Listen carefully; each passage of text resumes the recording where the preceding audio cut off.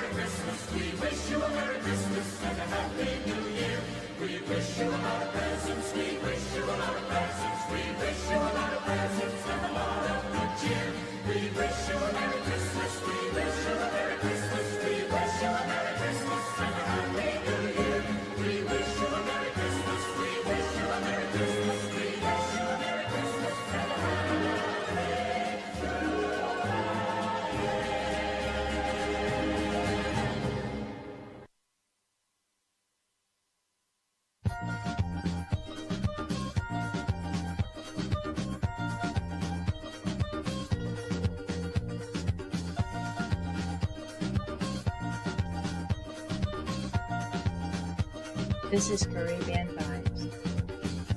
Mother of our firstborn king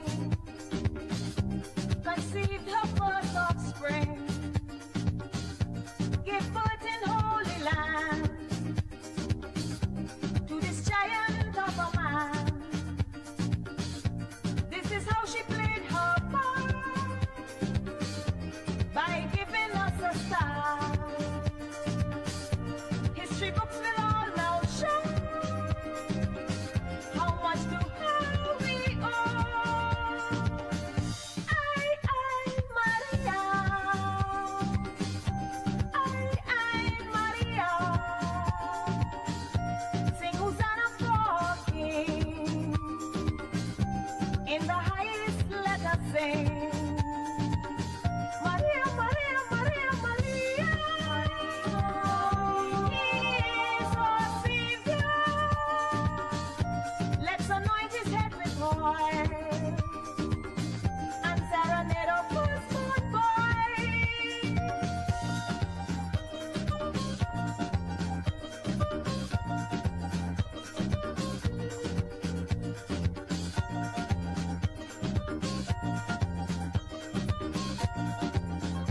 This is Caribbean Vibes. With some frankincense and myrrh, the wise men went to her. They departed their own way, avoiding Herod as they say. Then Mary flee the land to Egypt, child in hand, avoiding Herod all the way, who destroyed children as they play.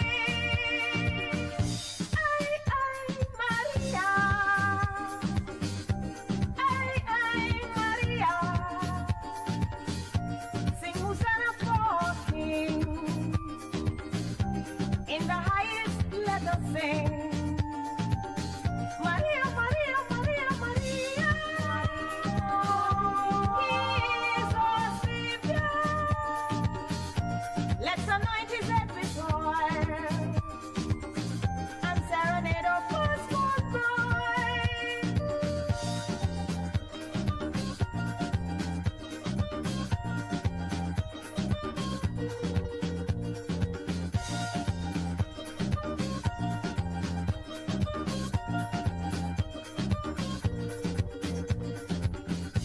Now the story goes to show the hardship mothers undergo by preserving her firstborn. Her light she also shone, even to the very end. A mother's love she lent, and now all is said and done, gave her only begotten son. Maria. Maria. Sing Hosanna for King. In the highest let us sing. Maria, Maria, Maria, Maria. He is our Savior.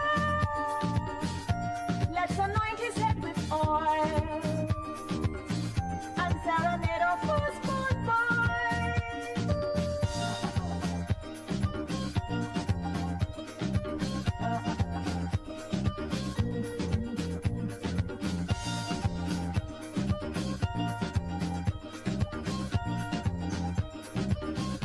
This is Caribbean Vibes. Yeah. Don't forget, it's very important. No matter what you do in this world, we got to remember the firstborn boy. In this time, more than ever, we should give praises and thanks to the man, Most High. Hallelujah.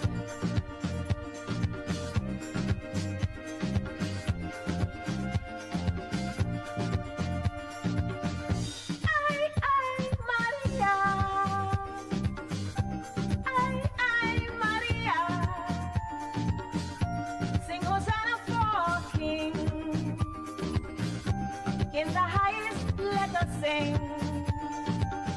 Maria, Maria, Maria, Maria. He is our Savior. Let's anoint his head with oil and serenade our firstborn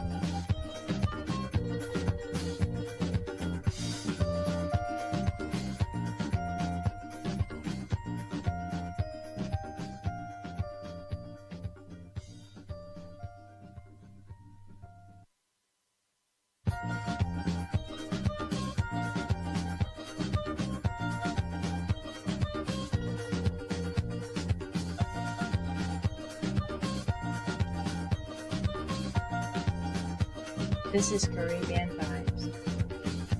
Mother of our firstborn king,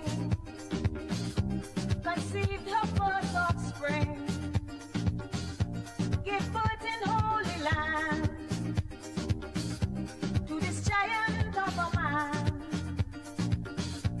This is how she played her part by giving us a star. History books will all now show how much to her we owe. Maria.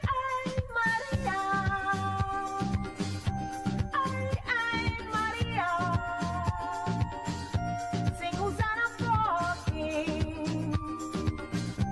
In the highest, let us sing. Maria, Maria, Maria, Maria. He is our Savior.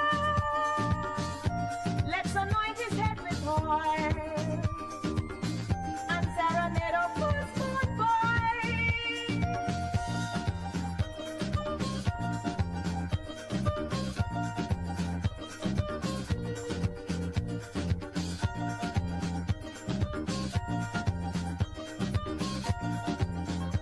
This is Caribbean Vibes.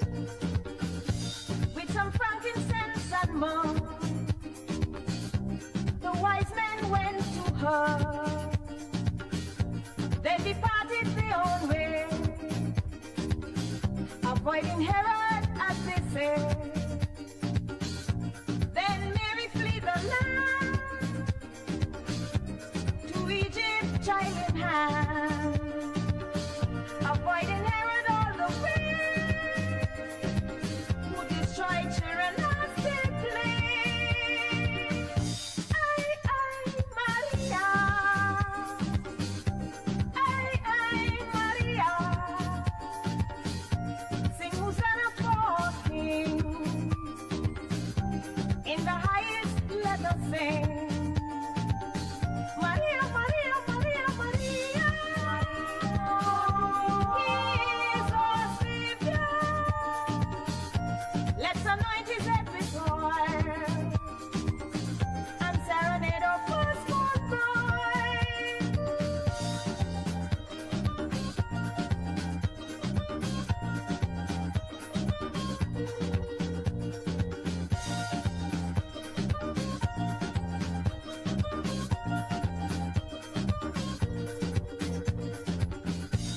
Now the story goes to show the hardship mothers undergo by preserving her firstborn. Her light she also shone, even to the very end.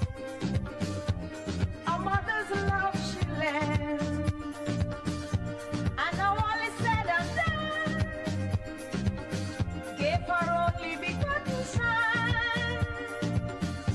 I, Maria. I, Maria. Sing Hosanna for King. In the highest let us sing. Maria, Maria, Maria, Maria. He is our Savior. Let's anoint his head with oil and serenade our firstborn boy.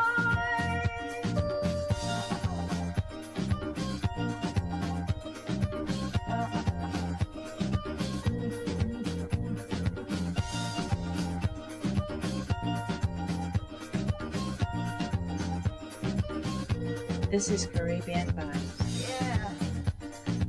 Don't forget, it's very important. No matter what you do in this world, we got to remember the firstborn boy.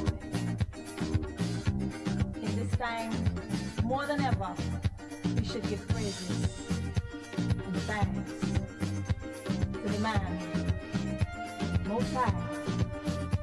Oh, yeah.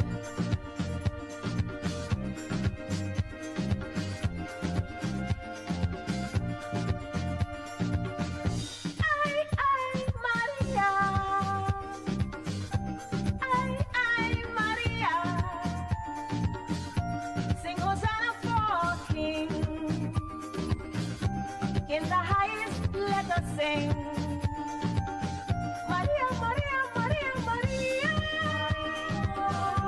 He is our Savior. Let's anoint his head with oil and serenade our firstborn boy.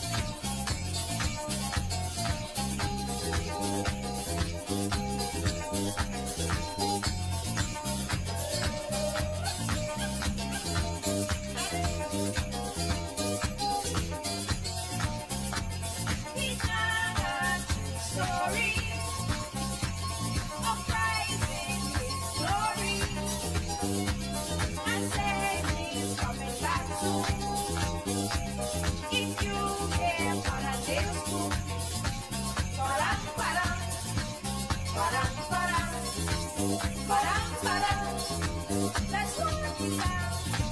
Oh Maria, oh Madre mia, Jesus Christ is born on a Christmas Day, Madre mia. Sing a happy song, para, paramo, para, paramo, para, paramo, para, para.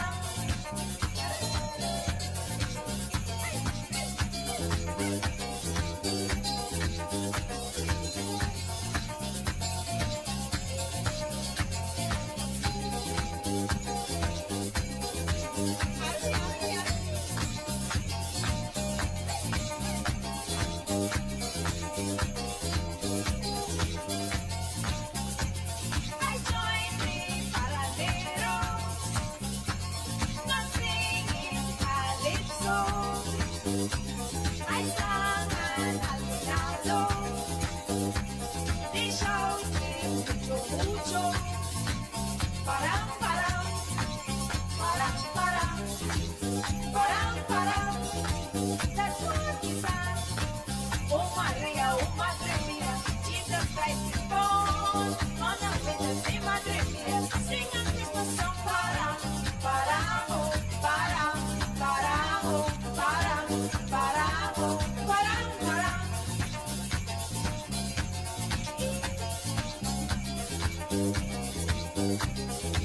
Ay, ay, ay.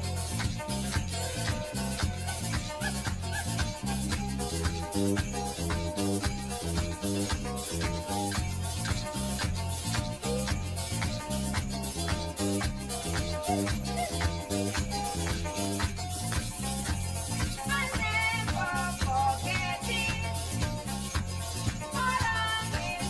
Music. I sang in Hispaniola. They shouted canta, canta. Param, param, param, param, param, param. That's what we sang. Oh Maria, oh Madre mia, Jesus Christ is born on a Christmas Day, Madre mia. Sing a Christmas song, para, paramo, para, paramo, para, paramo, param, param.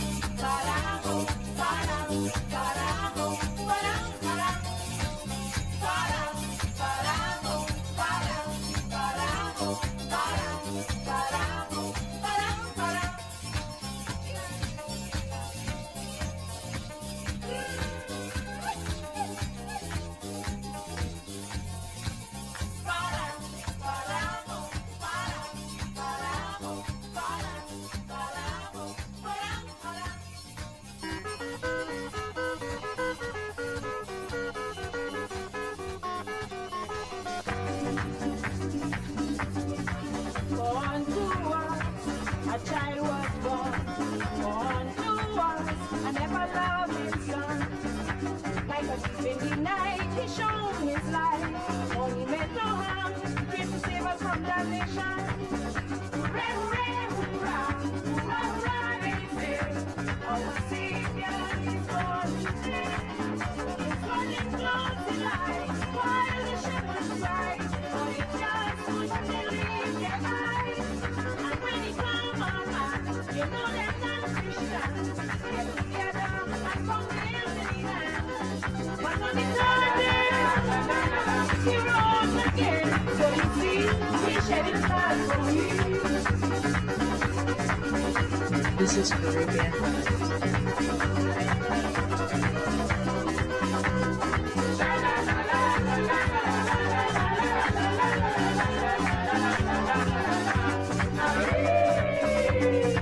A child of joy, a man who bore, and for all sins, the Savior brought and win. Saved me in the sea, helping in the fall, and things like leprosy, you know our Savior cure. Savior is born today. It's running close to light while the shepherds cry. For you just couldn't believe their eyes. And when it come out, man, you know them non-Christians get together and put the hands in their hands. But on the garden, he rose again. So you see, he shed his blood for me.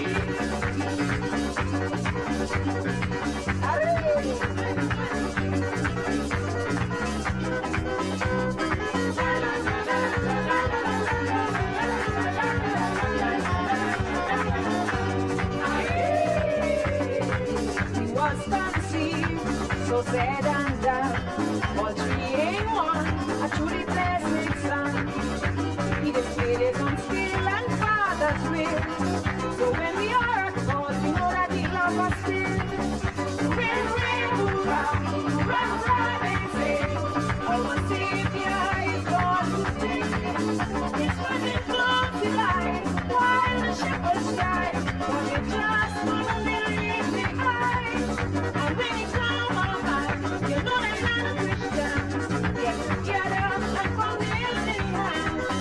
But when we turn there, he rose again. So you see, he shed his blood for me.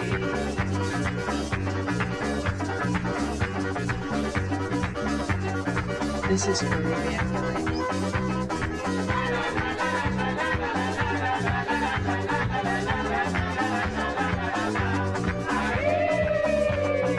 The good book says the time is now.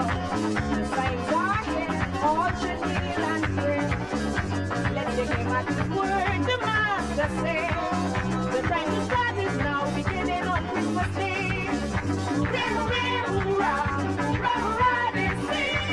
Our Savior is born today. It's running close to light, while the shepherds cry, for you just couldn't believe the eyes. And when he come on, man, you know they're not Christians. Get together and from the hills in the hand. But on the garden, he rose again. So you see, he shed his blood for me.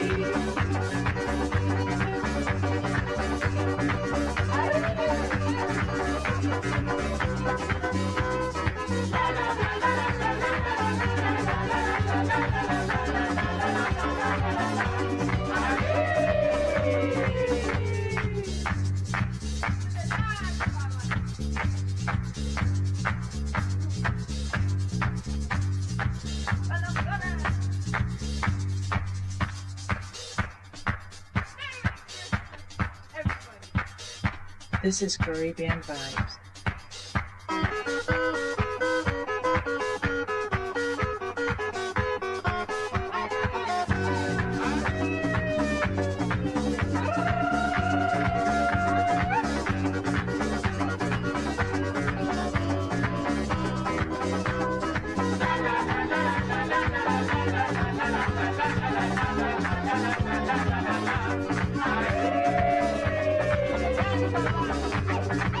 Merry Christmas to everybody.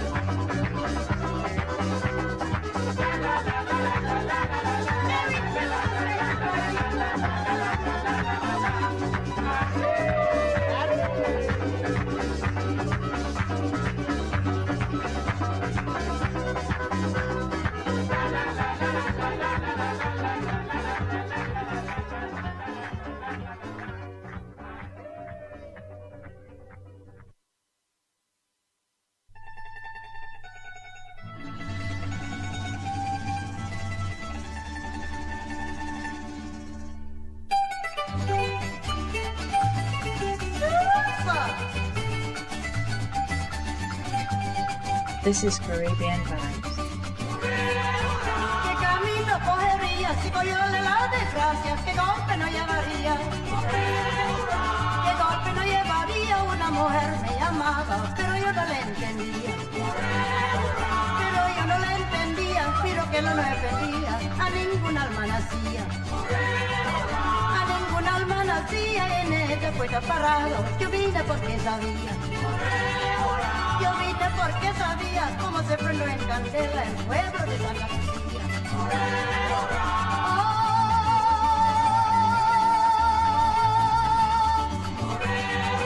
¿Qué camino cogería si cogió la desgracia? ¿Qué golpe no llevaría?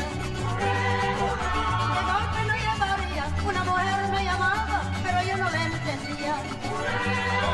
Pero yo no la entendía, miro que él no la defendía, a ningún alma nacía. A ningún alma nacía, en este puesto parado, yo vine porque sabía.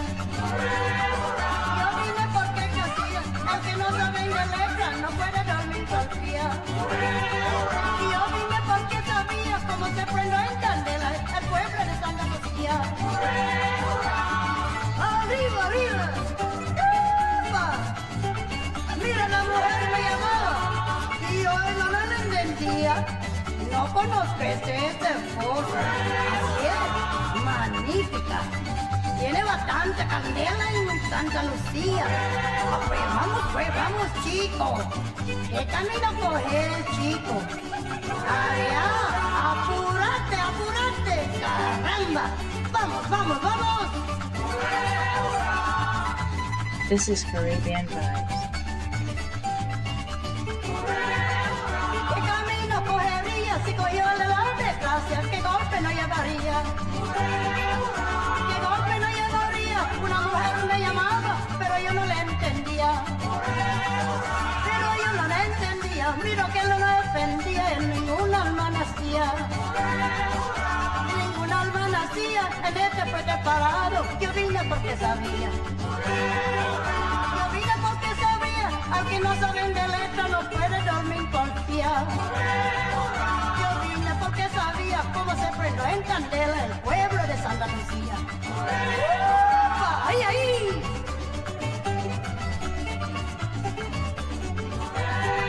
Mira, la mujer llamaba y usted no la entendía. Yo no conoce esto. ¿Qué pasó? Así es. Magnífica. Tiene bastante candela en Santa Lucía.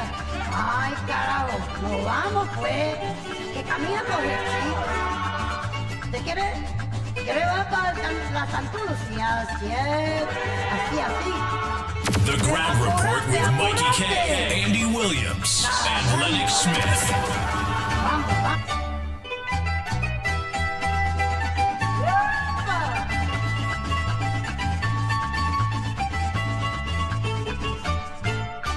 Entrando a la sala de recibimiento y yo le cantaré cerca del nacimiento. Entrando a la sala de recibimiento y yo le cantaré cerca del nacimiento. Alegría, alegría, sensación el Señor, para salvar al hombre, quizás su redentor. Entregue una a la Virgen María, desde los el niño, la iglesia. En la noche cuento, dulce resplandor, es la gran estrella que anuncia el Señor.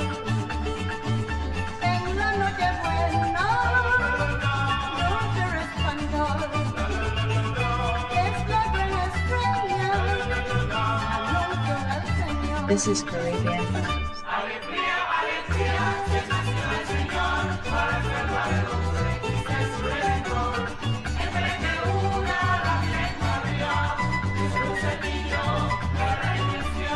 En el comedero de aquel ganado, María parió el Dios soberano. En el comedero aquel ganado, María parió el Dios soberano. Alegría, alegría, se nació el Señor, para salvar al hombre, quizás su redentor. Entregue una a la Virgen María, desde el niño, la iglesia. The Ground Report with Mikey K, Andy Williams, and Lennox Smith.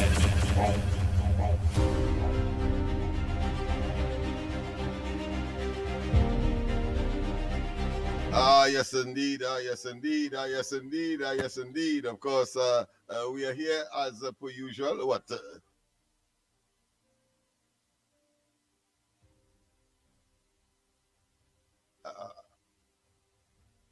Yes, indeed. Of course, today already being the 10th of December.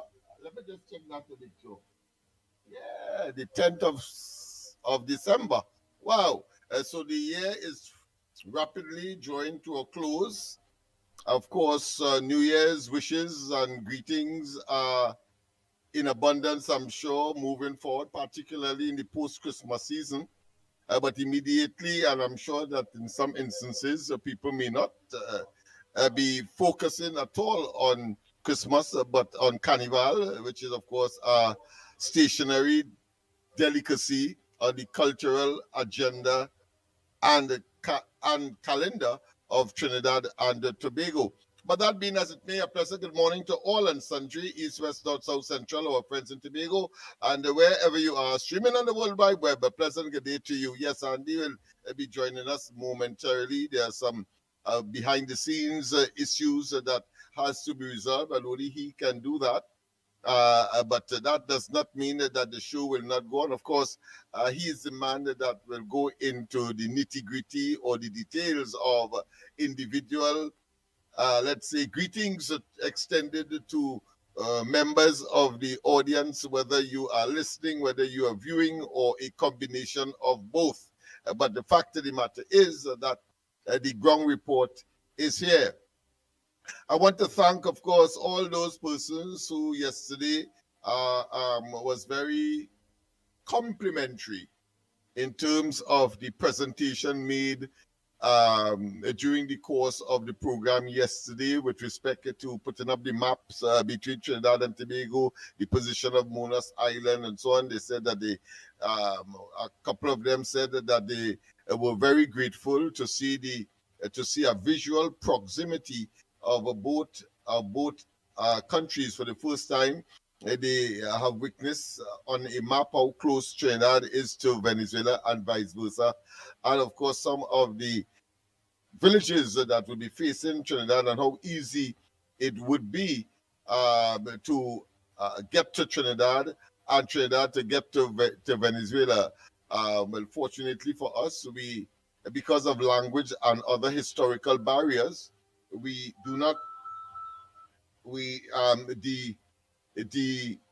movement is almost one way, meaning from Venezuela to Trinidad, but not necessarily from Trinidad to Venezuela.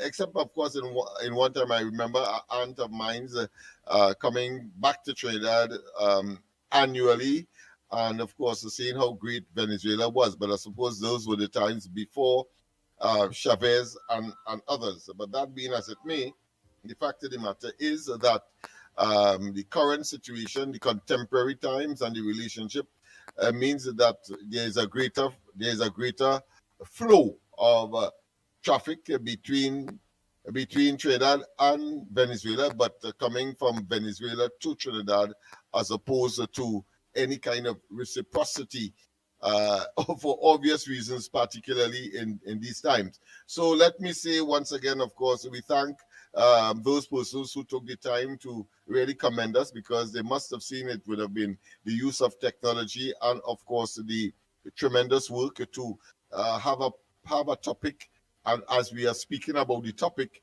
to, of course, gather from various sources the maps, the information, and utilize the technology in such a way so as to make it real to people.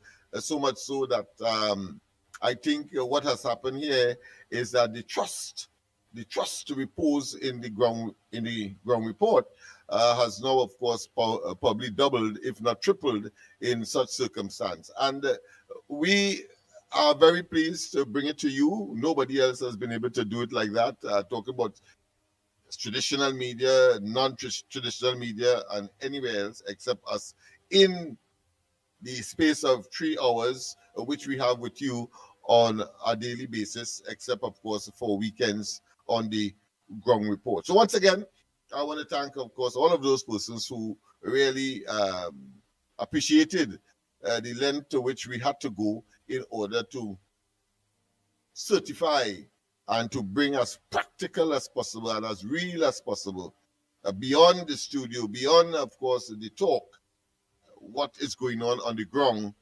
physically between Trinidad and Tobago. And of course, it was as a consequence of that kidnapping episode. Of course, in terms of the headlines, well, the Prime Minister said that is very suspicious. She's very, I want to paraphrase it by saying concerned about the fact that here it is, as we mentioned as well yesterday, that kind of money, very difficult to comprehend, and that, of course, it would have been from some country outside of Trinidad because the demand was in US.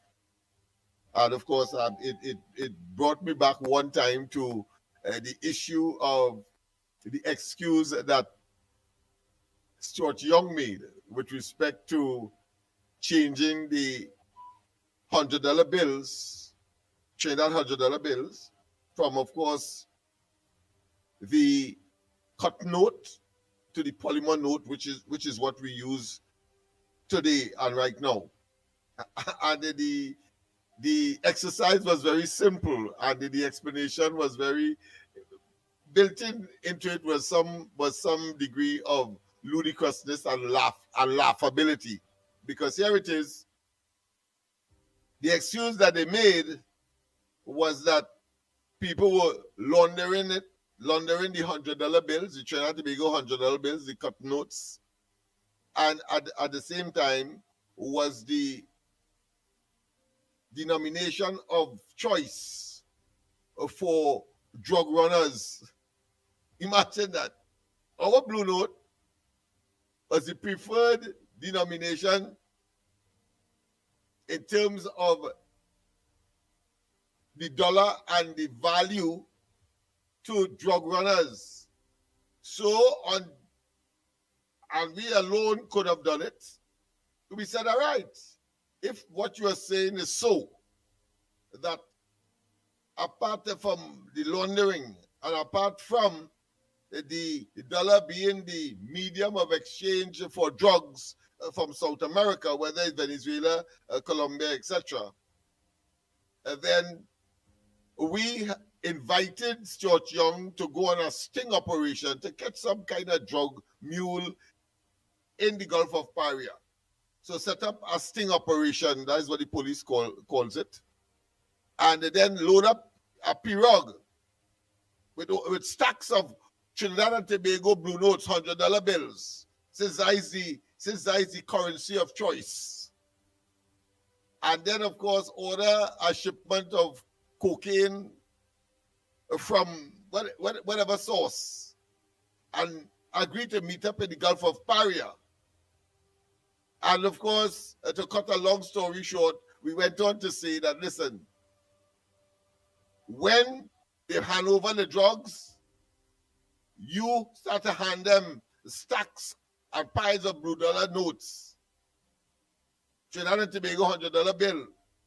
Since is the currency of choice for these people.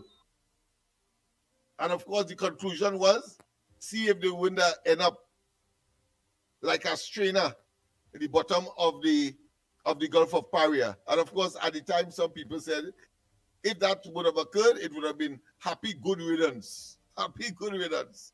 Because it's asinine, it's stupid, it is foolish. And we see that kind of what I consider to be phantasmagorical, foolish stories still is able to be produced in the minds of these people, and of course project it onto the population, so they believe, as if we are fools. I told you about, of course, the whole question of him's birth. And they're trying to tell us three things that points to you one time with him birth.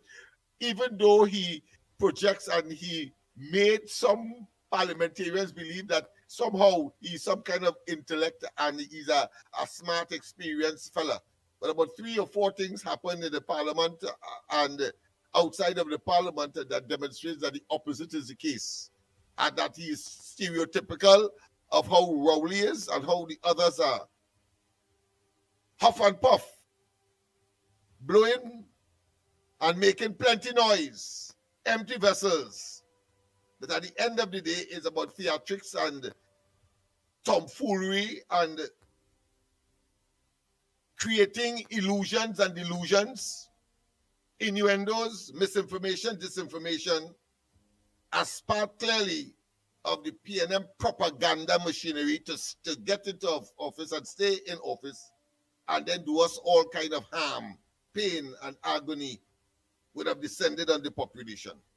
We are very, very, very familiar, all of us. Otherwise, if that wasn't so, then you would not have resort to tear gas on ordinary people. If it wasn't so, you would not have resorted to 34 or so persons being charged, arrested and charged, protesting the government's misconduct and unholy presence in the corridors of power and the abuse and their inability to translate the goodwill of the people that was reposed in them, albeit that it would have been, comparatively speaking, the ratio of victory, in other words, just 23 in the first instance in 2015 and in 2020, just 22, there was further reduced. But yet still, they will act even that in itself, that action to suggest that somehow they got a serious mandate.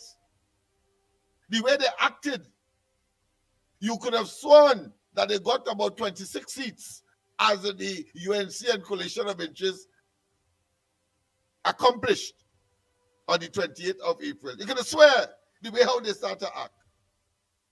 No regard, of course, for that fact that the people are doubtful, that the people are skeptical, that the people don't trust you.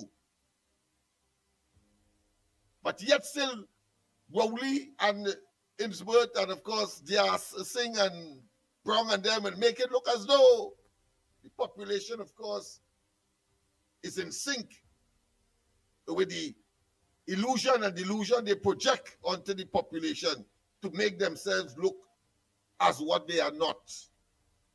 So Innsbruck, of course, is recent iteration of that nonsensicality and that intellectual, cerebral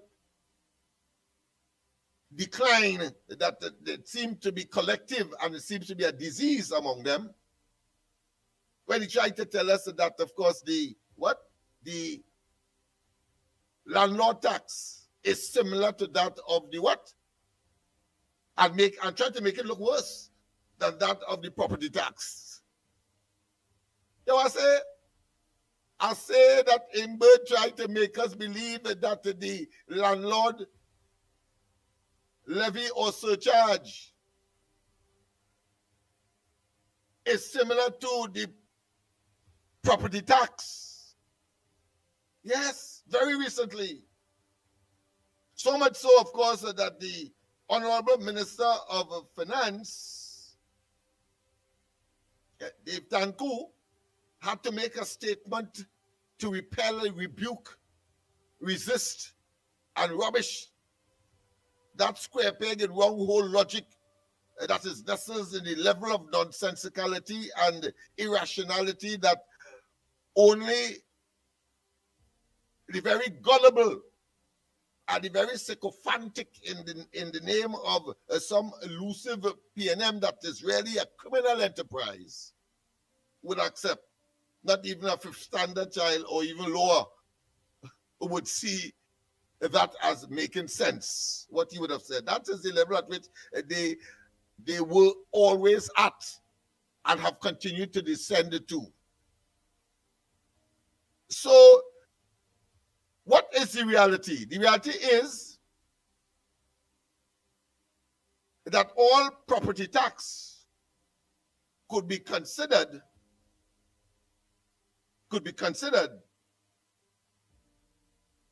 as part and parcel of the landlord tax, but not all landlord tax could be considered property tax. Let me repeat. All property tax in the context of landlord tax. So landlord tax will be, or put another way, let me be very, very, very clear.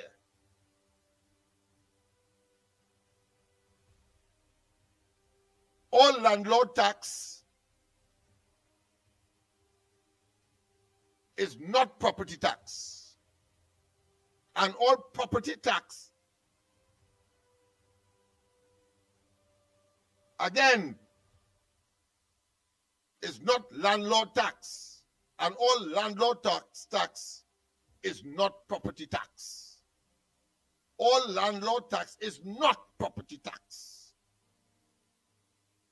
In other words, whether you are a landlord or non-landlord, the property tax would have applied to you once you occupy some building or you are deemed to be in possession thereof, and therefore, as for the purposes of that tax, you have control, and therefore you are in charge, and therefore property tax will be applied to you. In the present circumstance, is only if you have property, and more so, property that you actually rent and you have a receipt for, and not the amorphous or the abstract or the assumption that every piece of property in the country, as the property tax would have suggested, you put a makeup, an illusion, concocted tax or value on that relating to what they call rental value. Let us get it clear again. All landlord taxes are not property tax.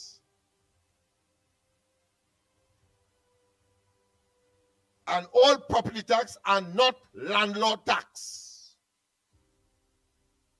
Let's get it clear. And therefore, and even when you look at the framework and the landlord surcharge, as it is called, you would see that only those who are actually receiving rental on of their properties are the ones that will have to pay that landlord tax. In other words, those who do not have their properties assigned to that activity, commercial activity,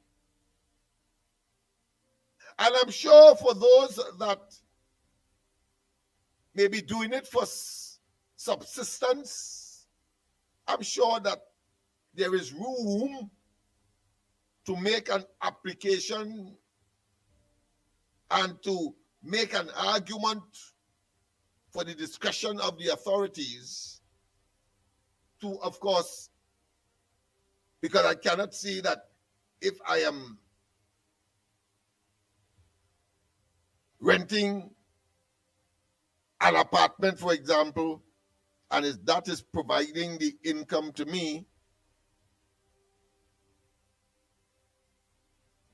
having regard, of course, to the minimum, I suppose there must be a minimum.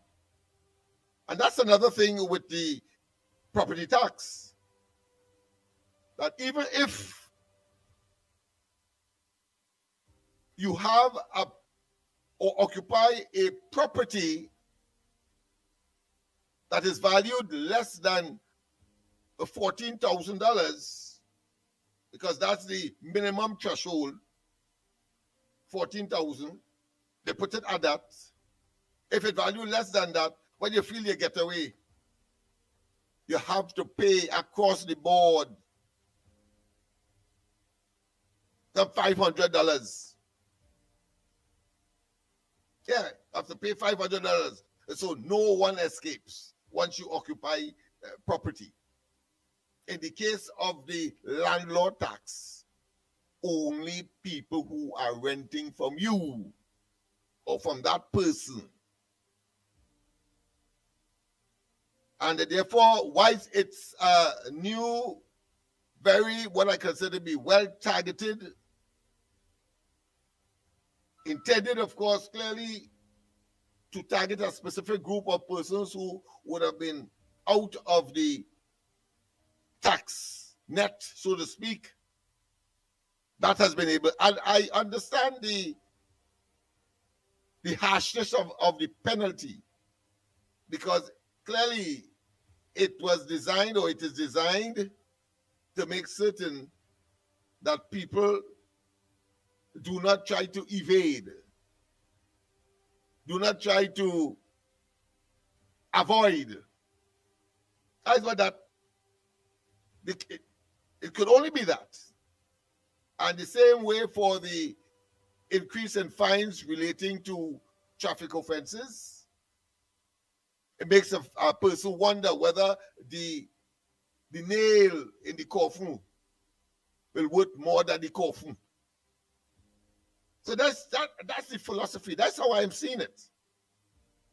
And while on the face of it, it may sound harsh, but on the other hand, as we know, if the penalty is light, a fella tell you, well, listen, I could use obscene language wherever, because I just go in and I go pay $100 or $200. The magistrate, that's the maximum the magistrate could charge or punish me with under the relevant law.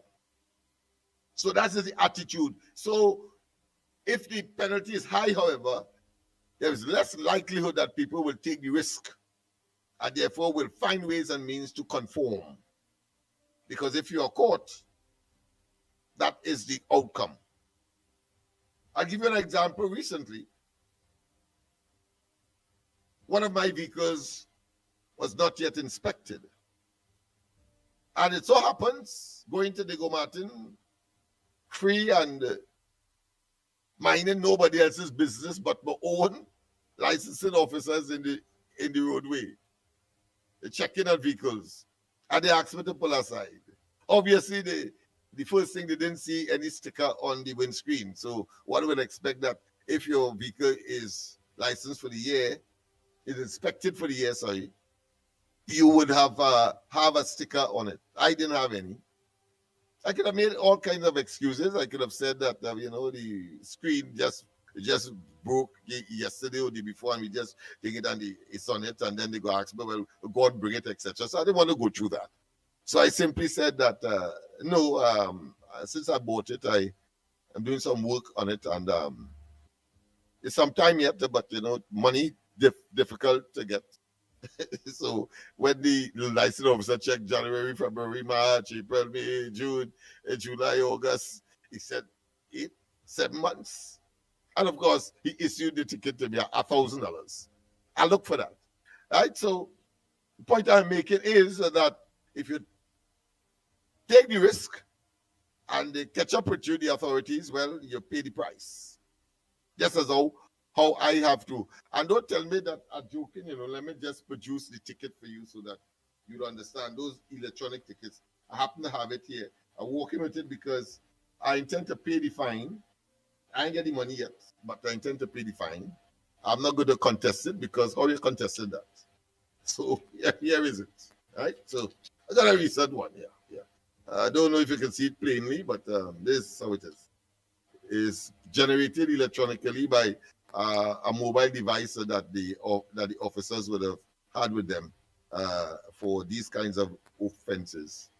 Right? So it is called Republic of Trinidad and Tobago Fixed Penalty Notice, Motor Vehicle Road and Traffic Road Traffic Act, chapter 4850. And of course, it is due to me, Lennox Smith, the driver. And of course, what it says now, it says that I have infringed, of course, not having produced an inspection certificate for the vehicle that I was driving, and of course, fixed penalty $1,000. Yeah, because I am at pains to make that point, because I've had one or two persons calling me and saying, "Well, listen, the tax or the surcharge on rental premises too tough." And of course, there are excuses where people would use certain excuses, and some of which are valid. And I'm saying that there must be some kind of accommodation to give a hearing to such persons who may have a very valid reason why they should not be caught in that net. But they have to, of course, advance it. They cannot just say, "I'll take the chance," and if the chance turn out to have materialized, that they pay the price, and the price is pretty heavy. Right? So I think you should be exploring what options you have, because if you do, you're damned. If you don't do, you're more damned. So please conform, and of course, then complain. And of course, while you're conforming, you could complain as well. Right? So I just thought I would use that as a personal iteration, as a personal example, as to the fact that, whilst it may be, I could, of course, say that within the specific period, say that I am contesting it, and then, of course, go to the courts and ask for leniency on the basis of impecuniarity, meaning that I don't have money, I'm not working, I don't have a job that brings a regular salary per se. But I'm not going to do that on this occasion. I know that there are people who would listen and say, "Well, listen, let me help Paul Smith, because beyond that, he's doing human service, etc." Depending on your perspective and whether you have, of course, any extra money lying around to, of course, assist. But this is not about asking for any assistance. I want to tell you that. But if you're so inclined, I will be welcome. I will welcome it. Of course, my specific request, of course, will be for those hampers, that hamper drive that we have. You could take the number that is coming across the screen, 3376940. Call Annie at the other number, 3366594. You can do that. And of course, we have a massive hamper Christmas Day. I feel extremely satisfied and gratified on Christmas morning to be delivering hampers to give a cheer and smile to entire families. This year we have not asked for toys, we asked for food, and as I mentioned yesterday, I think the government is of the same view. Prefer to provide their employees probably with a hamper or two, as opposed to a party or two, or here and there. And I suppose as a government, they will want to give toys as well, because they don't want, of course, to be branded as Mr. or Mrs. Scrooge, yes, Ebenezer Scrooge, right? The man who, of course, hates Christmas. So, as the story would have gone. So that is the essence of the asinineness of Imsbert. But the other one, I think, is even more scintillating and much more poignant. And that is when he tried to make an excuse for Penelope Beckles having, of course, presented the citation of a private members' day bill that she presented, calling on the government to recommit itself, calling or reaffirm to good neighborly relations, and indeed, of course, a foreign policy that would, of course, fall in line, and this is my interpretation, with what the PNM perceive to be a good foreign policy. And you know, once the PNM perceives something to be good, you know it is never good. It's always the opposite. We saw that, and the term of the PNM was replete with these kinds of what I consider to be contradictions. Saying it's for the people, but really and truly is for themselves, or it turns out to be the detriment. A classic example, of course, is when they said that, listen, we are reducing the subsidies, which would mean that gas prices will rise, but we are also opening up the market to the vicissitudes of what is called the ebb and flow of demand and supply, a basic economic principle, supply and demand, so that if the demand is high, prices rise, and if supply is low or weak, but there is an increase in demand, then prices, of course, will naturally rise. And therefore, that intermixing or intermingling of supply and demand economics, one expect that the consumer to benefit from that. So if the prices is high, then of course the demand, you have to pay the price. So, even though the demand may be inelastic, as in the case of fuel. And if the prices are low, one expects that the consumer, when they go to the pump, will get that benefit. Well, it was never so. Never so. Prices always rise, but we never saw, even though we had instances where prices would have fallen, particularly in and around COVID time. But prices never fell. But they gave us that, and of course they boasted and say that we in riot yet and all of that. So we know that they are the consummate and the quintessential conflict and contradiction. We know that. So he goes to the parliament and defending Penelope Beckles, who at the end of her citation then says, I beg to move. Without, of course, giving some meat on that bone that she would have, that verbal bone that she would have, of course, presented to the parliament. What makes it even more inexcusable is that she's a seasoned politician.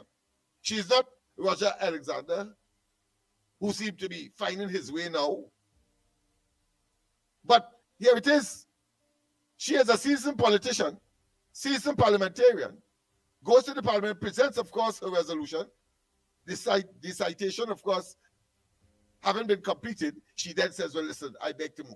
Well, she wasn't spared by a very alert government that says, listen, no, she has already said, I don't expect her to go and elaborate, put some meat on that bone, so to speak. No one expects that at that stage when you would have said that you beg to move. So the alert government said, no, she can't come back. There is no coming back. There is no amendment or adjustments. There are no compromise. And on their insistence, the speaker eventually said, well, listen, I'm sorry, Penelope Beckles, but that is the rule. I have no discretion in this matter. And therefore you have lost the chance of putting some meat and therefore substantiating the basic argument that you would have presented in your resolution, which of course, as most of you would know, really comprised of whereas and whereas and whereas this and that and whereas this and that. And of course, and at the end of it, yeah, be it resolved, so and so and so. Well, that she reached there and she didn't put any meat, any furtherance of that. So Imsworth stands up in the parliament and says, listen, according to, I think, Standard Order 41,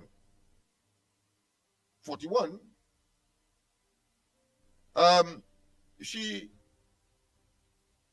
entitled she was entitled, of course, to continue.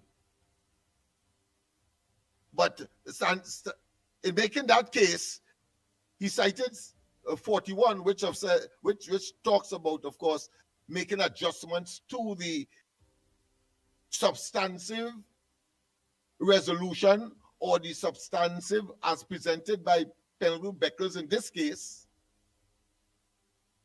of the citation, which she failed to put some meat on in the process. So he was saying that. I say that nobody, because it was Bunilal who stood up and said, listen, in essence, he reversed what she was trying to present in the resolution. In other words, he was saying, listen, I want to make amendments to say that this House accept and agree that the government has done well, has continued, of course, to observe good neighborly relations, etc., etc. Totally contradictory to what Penalty Beckles, the leader of the opposition, wanted, of course, to advance in the House in her resolution. And it was stood up and said, well, no, you cannot, it's only the mover of the resolution could make an amendment. In other words, telling Dr. Munilal, a seasoned campaigner as well, that listen, no, you have no locus standi in that matter. You have no legal authority to amend the resolution as presented by Penelope Beckles. Well, the speaker, a good lawyer that he is, and very astute as well, he said, no, you read A, but you didn't read B and C, which also says in that very standing order, said that anybody, any member could also propose amendments. And he had to shut his trap. That was another faux pas to show how, no matter how long them fellas, that is, to me, is rudimentary. Why would you stand up and try to hoodwink the population in that way? And in the process, embarrass yourself, the party, and everybody else, and the parliament, and your longevity as a parliamentarian in the parliament. So, so they had to accept the fact. And of course, at the same time, shows up the efficaciousness and the alertness of the government, even in the not the precincts, but in the chamber of the parliament, when, of course, serious matters of a legislative nature is being debated and discussed, because parliament, as you know, comes from the French term parler, the verb parler. Parler means to talk. So it has evolved over the years, and therefore we have adopted, of course, what is called the Westminster system, where we have a bicameral parliament, meaning that it is split into two. We have an upper house, which is called the Senate, and of course the lower house called the House of Representatives. Yes, it is. But inside of there are rules that would have been made by among them being part of the legislature, and therefore part of the four arms of government. As you know, the four arms of government will be that of the executive, those who get to manage the affairs of the country by way of an election. No other way. Abu Bakr and their attempt was an aberration and a stain on our democracy. But that's another story. But the fact is that they could only get to manage the affairs of the country by an election. And what does that mean? It means that you and I would decide whether or not they are suitable to, of course, manage the affairs from what would have been offered as persons who are willing to serve for and on behalf of Trinidad and Tobago, and therefore the people of Trinidad and Tobago, in their best interest. And then, of course, so you have the executive, you have the legislature, which, of course, is what I was referring to in terms of Imsbert making a fool of himself as an experienced parliamentarian. And then, of course, you have as well what we call the judiciary, interpreting the laws and saying who is right and who is wrong, sometimes getting it wrong and have to go further afield up to the Privy Council, our apex court, to, of course, make certain decisions that may be up to the point of the appeal court in Trinidad be skeptical, be in doubt, and therefore people will go further to get a final decision on the matter. But of course, we have a fourth one, which is the fourth estate, which is people like us. When I see you on the chats, I don't see you as ordinary people, because you choose to be there. You choose to listen to us every day for 3 hours. And therefore, you are part and parcel of what is called the fourth estate, which, of course, is the media. And when you make your comment, you are really, in effect, even though you don't know, you are influencing what is called public opinion. Public opinion. You are fashioning people's views on matters.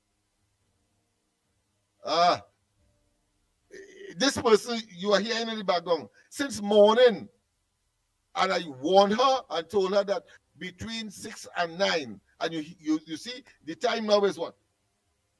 It just is after 7 minutes to 8, and she's calling every minute when she knows that I'm supposed to be on air.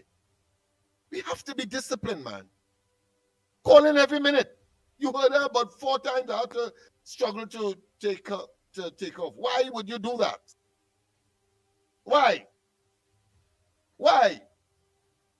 And these are the simple things that I really and truly commend the people like Andy for being very, very accommodating and tolerant of, and even myself. Because I had to 3-4 times. I was minded to shut down the phone, but in doing so, I may lose important calls in that melee. So I prefer to, deal with it with the agony and pain that I have to go through. Look, you hear it again? The same person. Let me tell her on air. Hello, yes, listen, I keep saying that between 6 and 9 o'clock, I will not be available because we are on air. You know that. So that is why you don't see me on air. Well, I'm on air right now. On TV, on YouTube, on Facebook, and just now, I believe we will be on the. You still want to ask me a question after I tell you that? Go ahead. Yes. Go ahead. Yeah. Yes, go ahead. Right. Okay. Call me after 9 tomorrow, and we will deal with that. If it's a hamper you want, listen, I just told you asked for a hamper. You said that you weren't able to get it from social development because we had here because you're already getting pension. I just told you, call me after 9 o'clock tomorrow, and we will work out something. Let me put it this way, there is a possibility. Okay? All right. Okay, then. Bye-bye. Yeah. So I don't expect any more calls today. All right. You see, you have to go through all of that. So I'm just showing you how difficult our work is. Challenging. And with no compensatory financial resources. Some people say, Smith, Andy, Mikey, how will they make that, boy? 10 years. Well, of course, a good heart, commitment, dedication, and with the will of, and in the belief of somebody that is much more mightier than us, knowing full well the tasks that we have given to ourselves. That is why. So there, Innsbruck was like the cheese standing alone, and of course, having a presentation equivalent to a neophyte. And I must say as well, a simpleton, a foolish person. Yeah, simpleton. I don't think there's any better description for such a so-called experience in terms of length of time, and of course would want to defend the indefensible. So as far as Penny is concerned, she ought to have known and therefore had to suffer the consequences. Of course, the resolution failed, and she knew that it would have failed because, of course, you have a massive mandate and therefore a massive number in favor of the government in the House, and therefore it was just a matter of time. Whether she was able to complete or not was irrelevant. She would have failed because the intention was to embarrass the government, and no government, of course, would want that, particularly when the arguments are so nebulous, are so tenuous, and as well as, of course, very emaciated. Yeah, makes no sense. But they do it to get public relations attention and all of that. We understand that that's part of the cause for the politics. But of course, you can't be so ridiculous that people see you as a fool or they see you as unproductive and not contributory to national development. So, of course, the fireworks bill was passed yesterday. Fireworks bill was passed. Let me take this call, people. Let me take the calls. Yes. Good morning. I'm on air now. Yes. Tell me. Hello. All right. So, but that person is stunned. All right.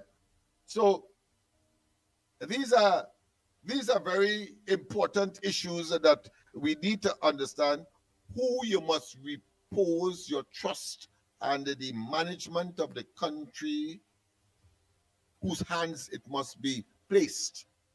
And that is an issue not just for an election, because there's another one coming up in Tobago, but it must be a daily exercise to firmly, when the time comes for the manifestation of who should manage the affairs of the country, you must have no doubt.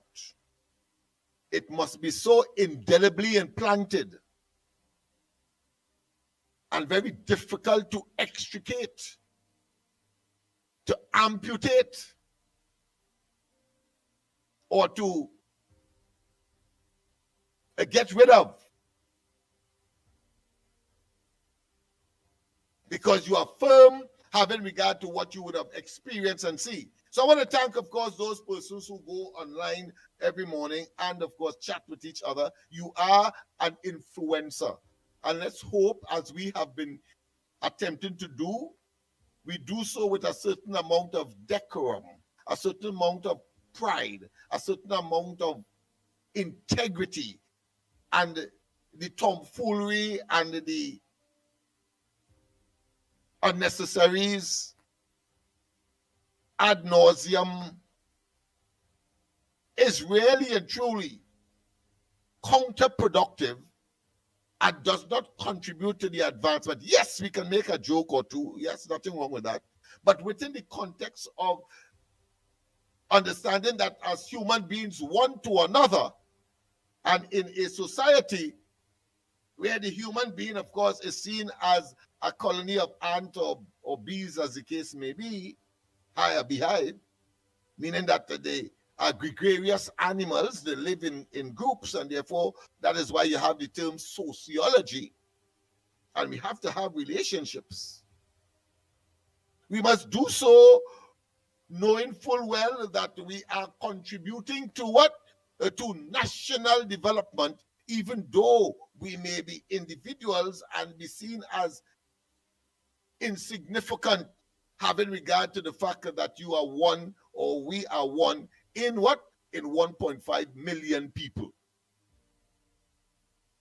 You must be able to work towards the national agenda, and there will be times when we on this program, particularly if when we go to the other place.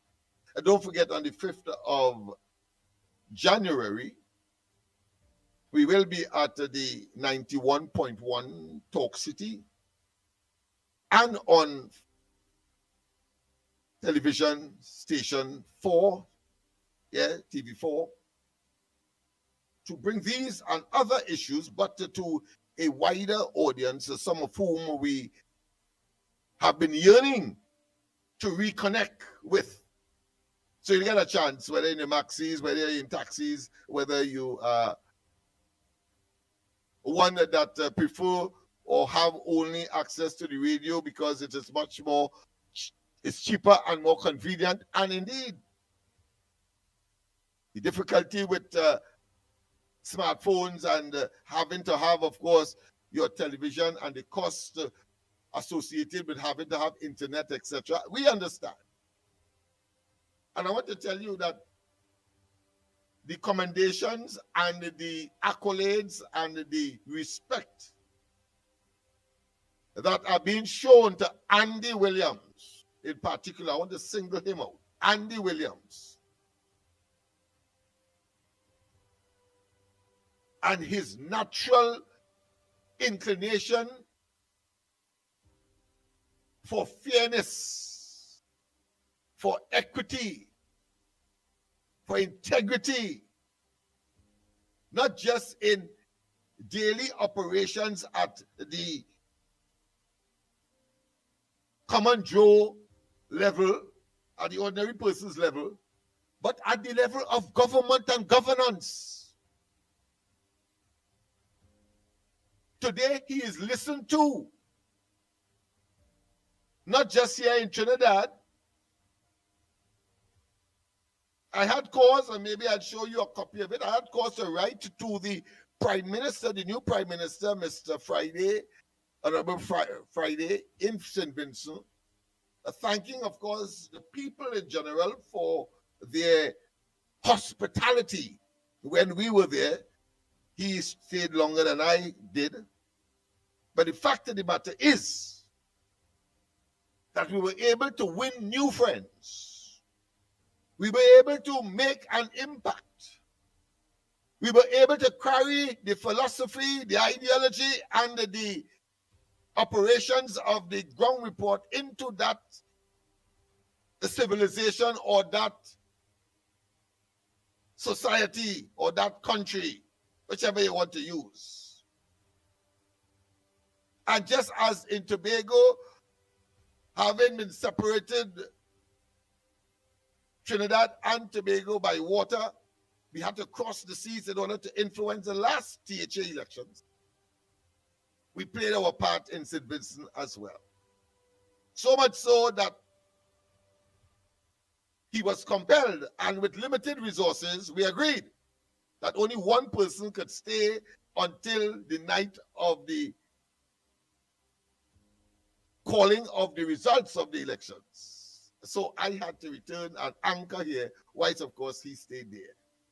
And as you saw, our prediction came through. Our prediction came. So we told the Prime Minister in a letter yesterday. It was sent by airmail to him, but of course we did email. We didn't email him. We WhatsApp him the text of our letter to him, congratulating him, and of course, and at the same time thanking him for the accommodation and the hospitality of the people, and of course for whom he has total and absolute and legal responsibility, now being elected as Prime Minister. And of course there are other new things that we have put in it to sort of maintain the relationship. So at the appropriate time, I'm sure Andy will be able to, of course, share that with you. But I don't think it's by place to say that, because it's more of one that ought not at this point in time to be shared with the general public.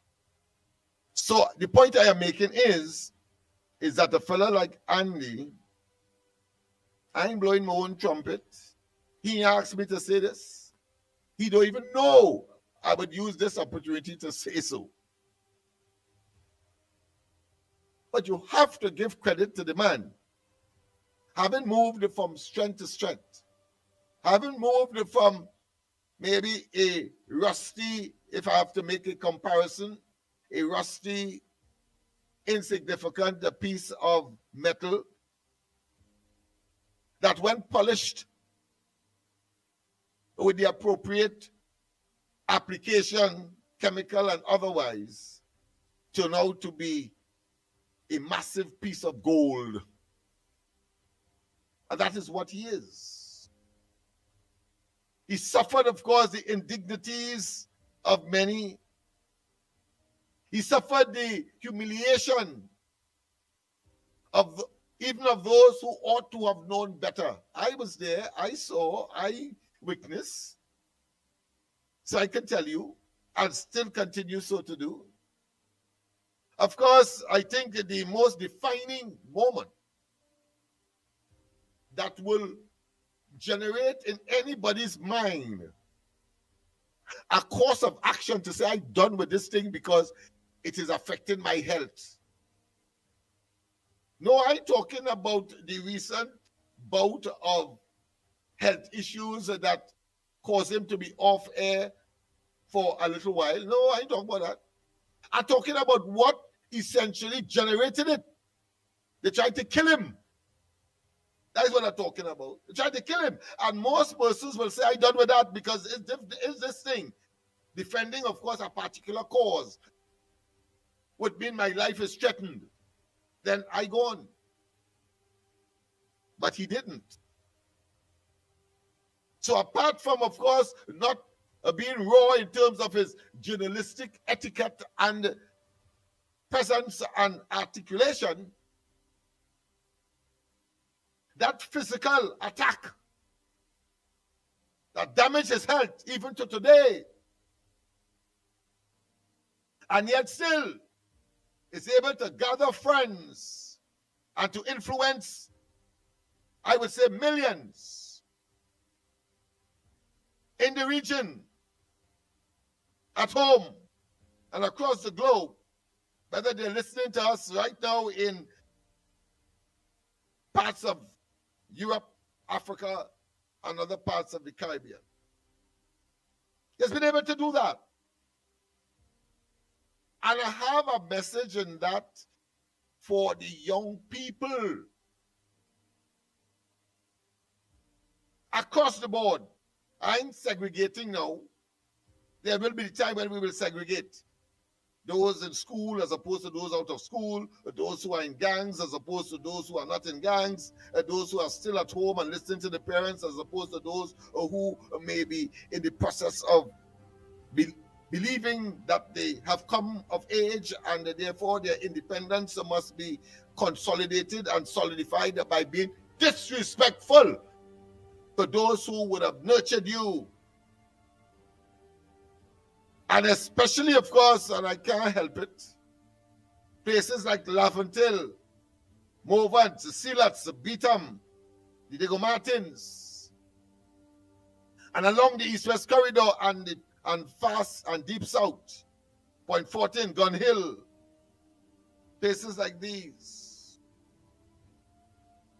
You have a duty and responsibility to look at examples like these and say no. Say no. If he can go through all of that and still committed to that cause of transformation, of believing Trinidad and Tobago ought to be the Singapore long time ago of the West, and the Dubai of the West, and continues to contribute,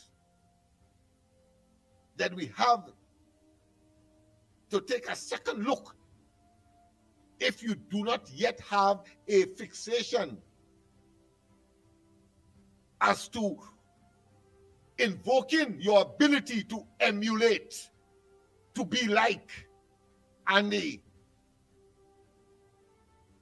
and what he stands for and what he has been expressing on a daily basis to the people of Trinidad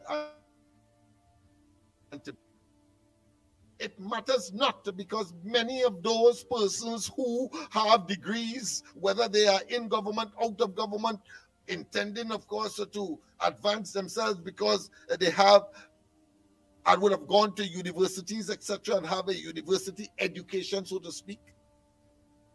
They're wishing they could be Andy. Them too. I know. I have spoken. Some have communicated. I remember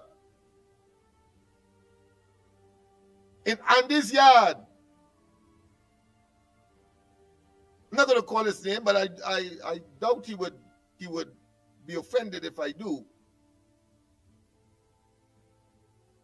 Maybe I'll call his name just to make certain that we understand what we are what I am talking about and what I'm projecting here with respect, of course, to a fellow like Andy. In his yard,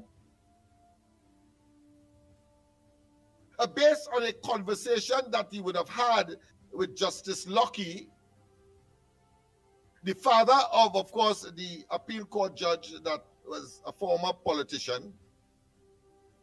Yes, I'm sure that he wouldn't mind, because he said that he wanted to meet with us, and whatever advice he can give, he will make himself available. So I think that is the consummate, that is the creme de la creme,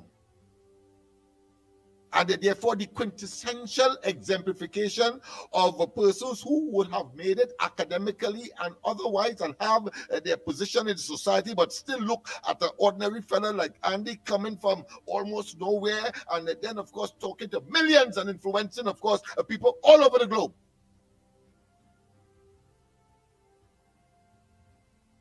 So Andy picks up the phone and calls Justice Lockie. Of course, he was a former judge, I think, at the ICC, the International Criminal Court as well. I think he just came back, because in the conversation, that is what he told us.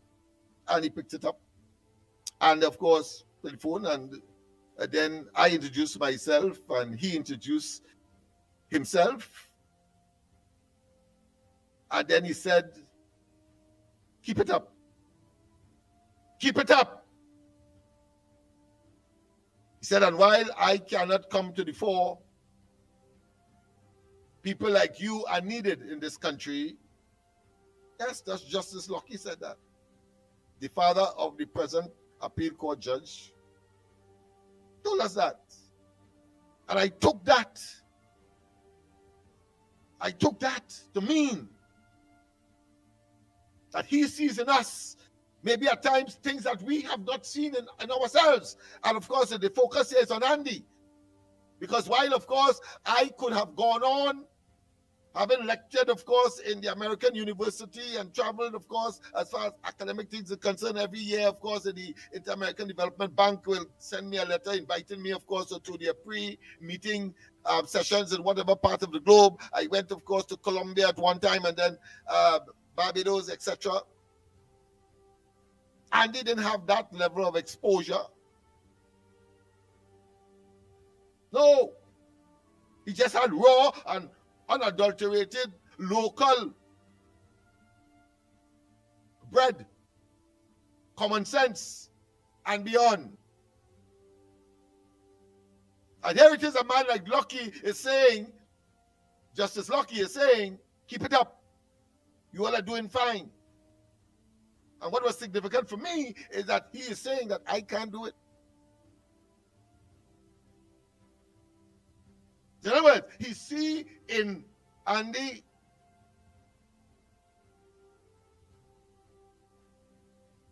what he would have liked to be, but could not. That is what is critical. Understand what we are dealing with. And so when people like that give you an endorsement, you cannot help but be motivated. Of course, he said certain things of a motivational nature to myself, of course. Being, as he put it, that's the sense I got, being honored to have received a phone call from two what he considered to be distinguished persons, even though he himself, one will have to consider to be on a sociological and recognition basis. I mean, miles ahead of us, having achieved, of course, what he has achieved in the jurisprudence field. Yeah. I am saying all of this, people, to say that when we get to the next place, 91.1, and when we get on Channel 4 television, it must be a horse of a different color. Not that the ethos of the purpose, the building blocks of that developmental trajectory that we have set for ourselves, it may well be divine intervention, I don't know. But I can tell you, some people say, Smith, you get licks with a Laventille stick. Up to the other day, a man telling me, use Lennox Smith. I say, yes, in person. And then he says, okay, yeah, boy, Laventille for Laventille, yes. And Andy and Mikey will tell you that how much arguments we would have had since, Lennox, forget them people now. You know, the argument was because they go kill you. Of course, in my interest was not to, in any way, to sully the abject needs of the area, which of course I have chosen to serve. But it was more about my health, my material development. I know Heinz said that I'm doing this to get rich. I know big house. I know big time car. Of course, I am saturated with contentment. Not like them. They want to be, of course. And if that is their forte, fine. But do not weigh me as if I am a greedy, voracious, avarice like them, by utilizing their positions to facilitate that. I do the opposite. As I said yesterday, you know, if I had the money, none of them fellas and them will go, and I'll try to make an intervention to prevent them from going and snatching somebody's purse and the ring, and I will give them it. There are some visions that I would have had that I will tell you in sometime in the future. I thought it was important, of course, to engage in this discussion tonight, today. Andy, as I said, is a bit indisposed at the moment, but it is critical. And I want to tell you as well that there were times when there was a universal feeling among us to give up, to give in. And it was Andy. Sometimes, of course, prodded on by yours truly. And I would say no, and he will accept. I'd say, let's continue. And it is not by accident you would have seen from time to time, because he would have been the most recalcitrant, meaning that the one who would be given the most resistance to continuing in spite of the apparent neglect, in spite of the lack of rewards, material and otherwise, and financial, in spite of all of that. You would have seen it reflected by the conspicuousness of his absence. I'm talking about Michael Kerr. But we had to tell him, hold on. We had to tell him the race is not for the swiftest. As we saw after the 28th of April board appointments here, board appointments there, of course, ministers here, ministers there, etc., etc. And you too would have observed, and we did not quiver, at least publicly, we did not quiver. And this does not mean that we are quivering. All I'm saying is that it is a reality and an observation that we need to share with the population, the listenership, to be as honest as possible as we travel farther afield. And so, yes, we are only human. And of course, you have the avalanche in the process of persons who either they don't know or they ought to know, or wishing something inimical. They then say, well, Smith, you ain't get nothing, Andy, you ain't get nothing, Mikey, you ain't get nothing, and that has its toll.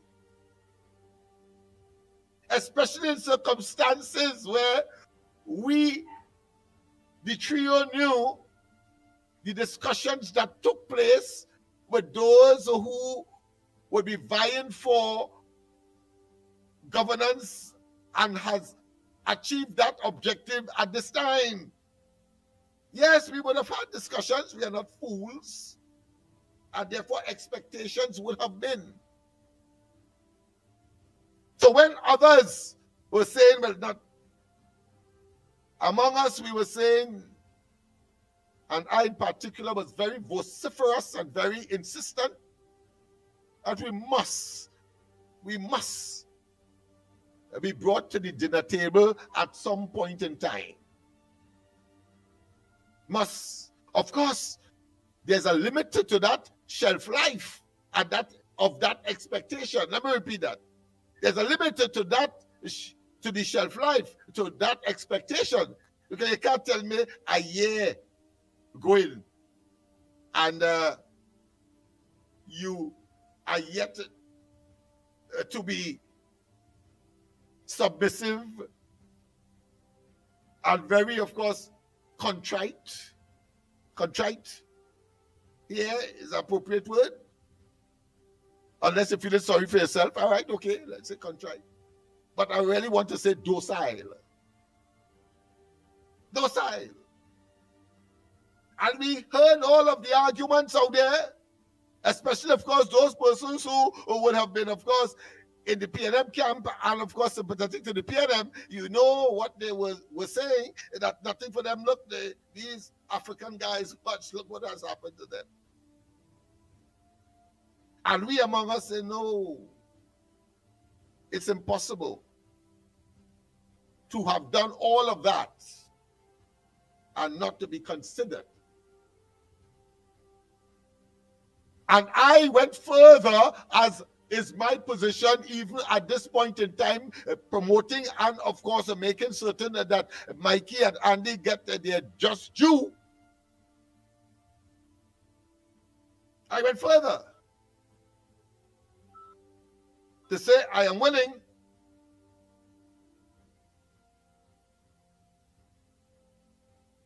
Hey, madam, I just spoke to you. No, you can't ask my question now, right? Just after 9 o'clock. Okay. They get you angry. I just spoke to her. But that's how it is at times. Right. So,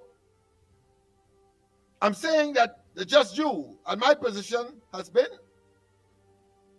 fundamentally, as I said in the campaign, I am prepared to work for free for this government. Let me repeat. I said I am prepared to work for free for and with this government. Because I'm satisfied that to take Trinidad and Tobago forward, and the fact that wealth and prosperity will be garnered, and the augmentation thereof will be such that there will be no need for me to suffer the consequences of not being materially or monetarily sustained, because it will have enough for all to frolic in, if you want to call it that. Yeah. To absorb, to partake, to benefit. Have enough.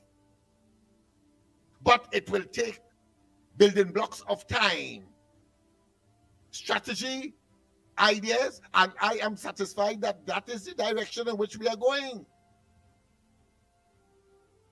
The temporary setback with respect, of course, to the closure of CPEP and URP and the forestry and so on, I understand the impact. There could be none more accurate, more aware, much more acutely conscious of the impact. But the capitalization of it for political fodder or currency is the domain of the PNM. The PNM will see that as a major fillip for whatever illusionary comeback that they would want to engage in and capitalize. But as I have always said, evil cannot prevail over good. And when you spit in the sky, it falls in your face. If you are opposite the descent, exactly opposite the descent of that spit or that sputum, yeah, or that saliva, whichever you want to call it. Yeah. So what we are saying here is that the PNM will capitalize on that, hoping that the political stocks will improve there, and we understand that. But the reason why I am prepared to work for free, and I could have said the same thing about the PNM, but they have displayed a behavior and characterization and characteristics that is inimical not only to the people, that the national environment. They have betrayed. Their perfidiousness is as elastic and as unlimited as a 360 degrees circle. Can't know the beginning, they can't know the end. Round and round and round. That's what the PNM is all about. And when you look at the abuse that they perpetrated on their, what I consider to be very vital, is like a heart, lungs, maybe, what again, lungs and liver and intestine, put it that way, vital organs. I talk about the Laventils and the level of abuse and the level of conmanship and the level of misinformation, disinformation, and psychological, what I consider to be brainwashing. How the hell you could love something that don't love you or don't care about you? So it has to be brainwashing. And I came to that realization when we look at, of course, those persons who are considered to be fundamentalists in whatever religion. Then, of course, the classic examples we have these days I say, because history is replete with, of course, fundamentalists, even in the Christian sphere, in the Christian community as well. When we had, of course, the conquistadors coming here in the Caribbean after the rediscovery by Columbus, and they came here and they want to Christianize the domestic population and see them as Satan, and etc., etc. And today, same thing. Nothing has changed. That they saw their religion as superior.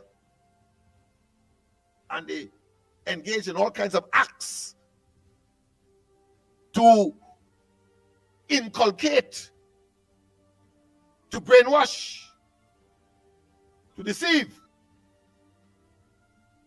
I'm still on there. Yeah, to deceive. And that is what they did to the Laventil people, Diego Martin people, Point Fortin and Library people, and up the corridor people. Yeah, that's what they did. And that's what they continue to do, because it is said that a person who does the same thing over and over and expect a different result is either a fool or they gone mad. But there is an addendum to that cliche, that saying, that quote, which is not just a person who does the same thing over and over and expect a different result is a fool or a mad person, not just that. But there can be no more dangerous individual or group of individuals or institutions that is doing wrong and then projecting it as if they are doing right. That is the PNM.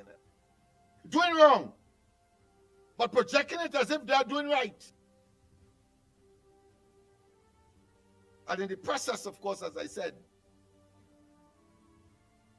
the indoctrination concept comes in, the brainwashing comes in, the concept of ideological disposition comes in. Why do you think they would say things like, if you have a flag, sorry, if you have a tie and you put a balize on it, and use a crapo, referring to Laventilians as crapo, they will vote for them. Why do you think they say that? Why do you think we will go up to Laventil and say, we know of the government? We know of the government.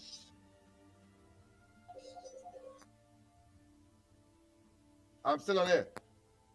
We know of the government.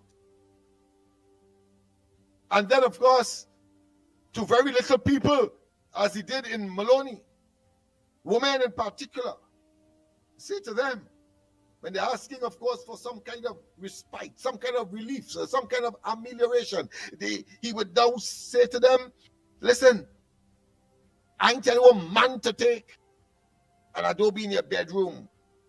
Why do you think he would say that?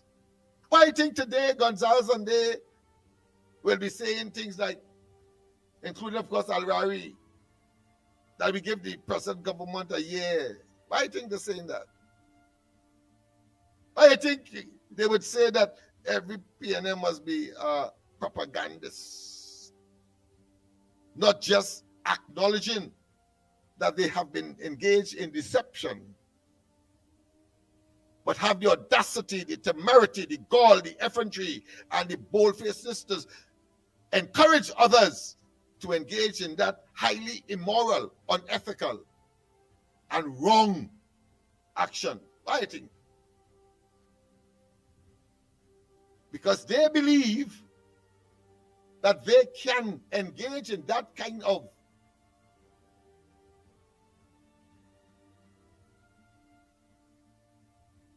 narrative that will cause you to change your mind about the present government, engage, of course, in resistance activities manifested, of course, in protests or whatever it is that they anticipate will emerge, and either short-live the present administration or cause to short-live the present administration, or when they would have completed their 5-year stint, that they could simply waltz into government. I say that that is a sheep in, or put another way, let me put it more appropriately, that is a fox or a wolf in sheep clothing talk. wolf in sheep clothing.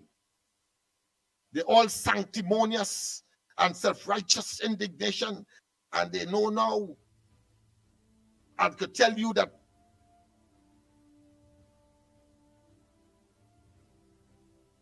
landlord tax is the same as property tax, so as to sanitize themselves. That is what that is all about, you know. Sanitize themselves. And then say and go to court to of course, prove it that they are so concerned about the workers, the ordinary workers in CPEP. So they will have their friend having gotten, of course, the contractor by way of political connection, prepared to make the sacrifice and make a fool of themselves by going to court and following Marcel and, of course, Lala and others. Well, recently, the court decided that they had to pay the cost of CPEP for taking lawyers and going to court in order to prevent the decision of the court or the judge that sat on the matter to give them the opportunity at least to contest, to have a case, to make a case against CPEP. But more importantly, it was about sending the file to the DPP and therefore the police. And as the appeal court said, apart from, of course, telling them that they have to pay cost, Marcel and the contractor that allowed himself to be so used, because I'm sure that they're going to abandon him now, so he have to find the money himself. Lala, them ain't paying nothing. And I will tell you something about Lala sometime if I get the time today, because Andy would have been involved and he would be testifier to that fact.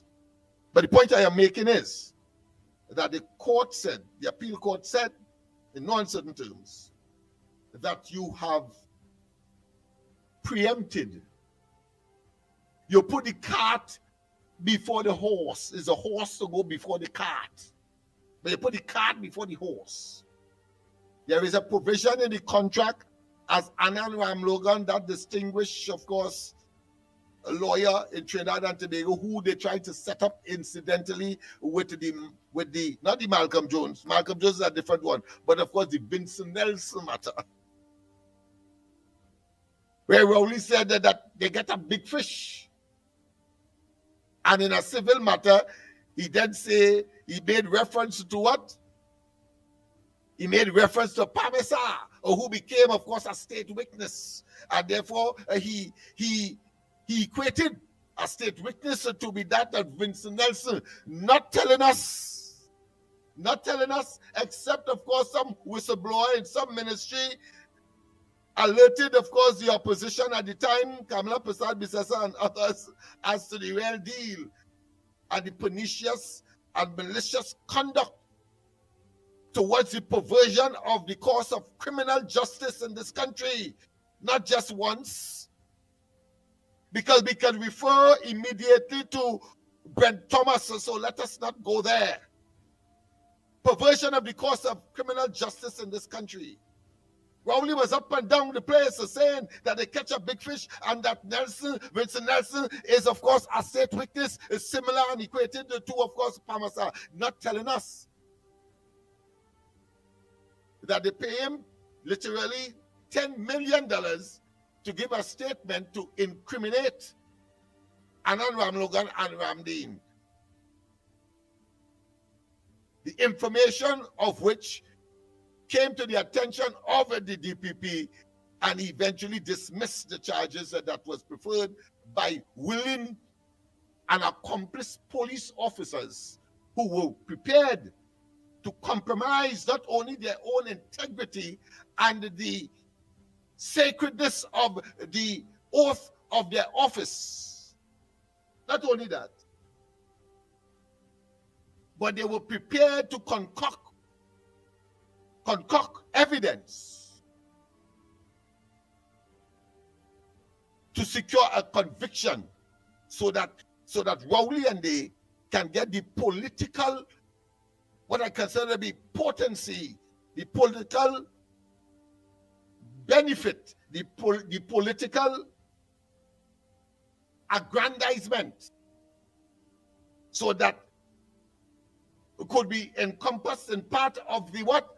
Of the propaganda, in order to influence the population to say two things. One, that the UNC is corrupt under Kamala Prasad Bissessa.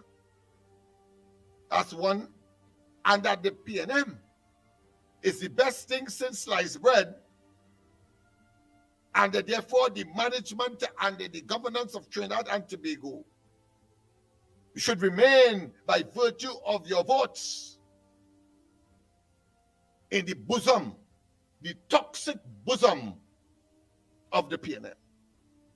That's what that was designed to do. So greedy was he to secure conviction that they bypass fundamental principles of not just evidence, probative evidence, but they fail, of course, to cross their T's and dot their I's in that conspirators attempt to pervert the course of justice. We saw it, of course, in those bogus so-called emails that Rowley presented to, and in my view, he should have been charged for treason and even all now, because those matters of a criminal nature do surrender itself to oblivion. No. Should have been charged. After 3 years,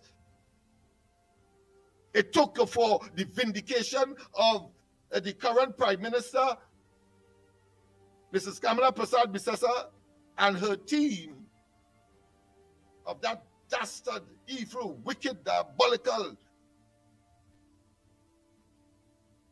unrelentingly devious perpetration of a falsehood and fraud on the people of Trinidad and Tobago, in of all places, the sanctity of the parliament. He did that. He only did that. So I want to tell you in no uncertain terms, there's nothing sacrosanct about these people. There's nothing sacred about them.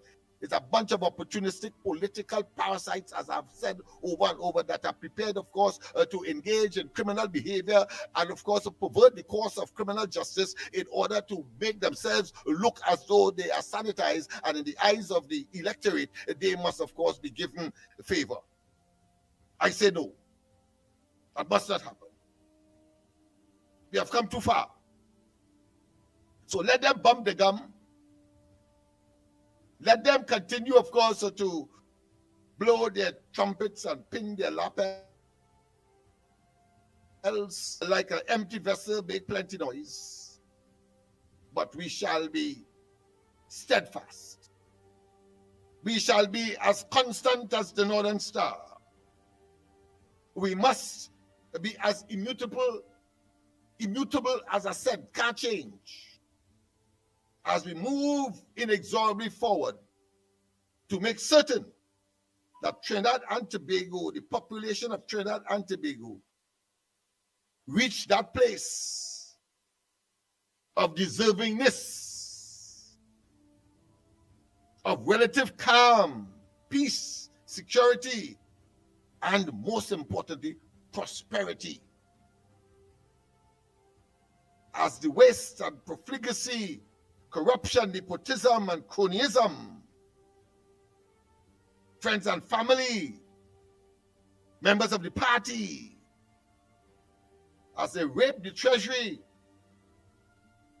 and gourmandize on the treasury of the country, and as typical parasites, give nothing back not even when they are in opposition. You notice that. If they give, as I understand that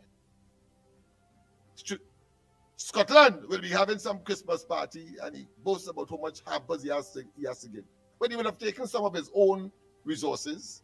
I don't want to say ill-gotten, but you use your common sense having regard to what was said earlier. And why? You always have to take what they say with not just a spoonful, but a truckload of salt, if not a whole factory of salt. All of that is designed to keep the electorate in the respective constituencies in BAP. Yeah, in BAP, meaning continue to be brainwashed into believing that somehow they care for them. And at the same time, put into train their march towards the obviously elusive capturing of government again. I said take it, eat it, but never to vote for them. And I'm glad that you in Tobago recognize what we were saying all the time, and you did not attend as we indicated when the announcement was made by this dishonorable individual called Rowley, now an ordinary citizen with no influence, that you did not attend. And the very fact that you did not attend send a message as to the extent to which people would have seen him and would project onto him their anathema or their hatred for the worst prime minister, the most hated prime minister, and arguably the most hated person in Trinidad and Tobago. What's the time? Of course, Andy clearly will not be coming on. All right. So we have 30 minutes again. Unfortunately, I'm unable to, of course, take calls. So I will have to, of course, continue the monologue. But I'm not soliloquizing, meaning that I'm not talking to myself. I know I'm talking to millions of people out there. And so it is important that we started this trend of discussion using several intermingling and possibly a tapestry or a cobweb or a web of examples to show why it's, of course, making the point of how dangerous the PNM and those who believe in that obsolete, that Jurassic, that unworthy, that pernicious, that deceptive,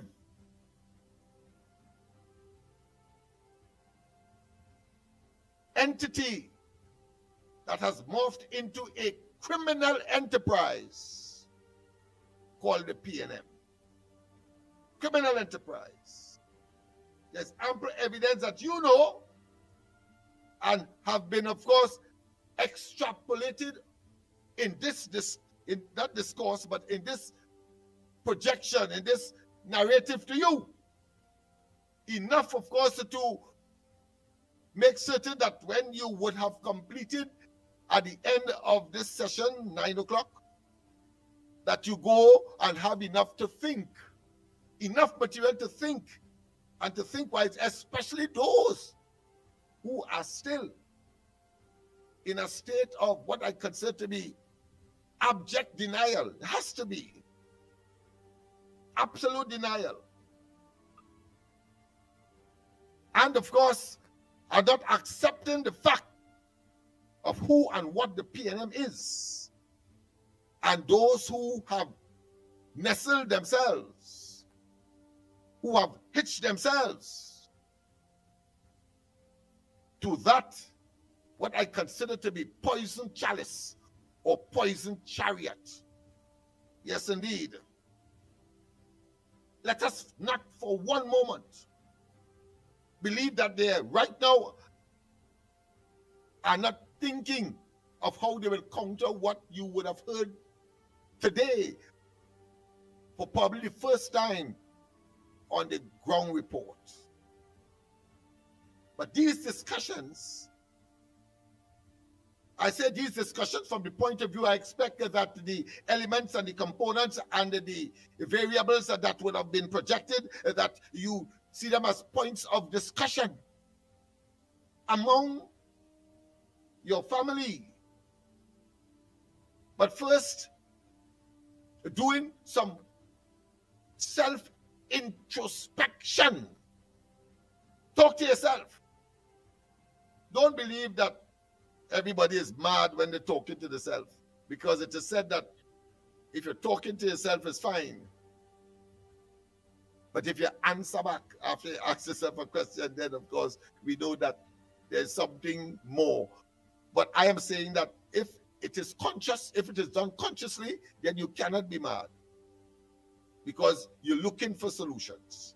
And then of course your immediate family, friends, acquaintances, and then, of course, the wider society, people who you would not normally be fraternizing with or interacting with. And those things come about in educational circumstance, where you go to school and you get back home, work, go to work and get back home, functions, whether for recreation or otherwise. You go to the beach, you meet new people, but you come back. But I say that these discussions, one to another, must be so engaged. So we have a like-mindedness and a oneness of purpose that says that Trinidad and Tobago can do much better. We must do better. And do not fall for what, of course, is commonly called the situation where you dig a hole, as the PNM have done, and hoping that somebody else will fall in it. And they have turned out that they dug it for themselves. To put more meat or more perspective to it, then of course the old saying, the very sagacious saying, the very, what I consider to be conscientious saying, oh, what a tangle web we weave when we first set out to the sea. Let me repeat. It can be ascribed to, and indeed I'm saying, it has been the ethos, it has been the idiosyncrasism of the PNM.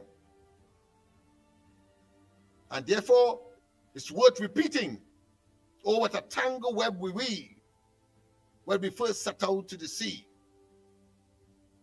And we saw it, of course, with Manning, Patrick Manning, the late I'm talking about. The present one, of course, is a big joker, horizontally challenged.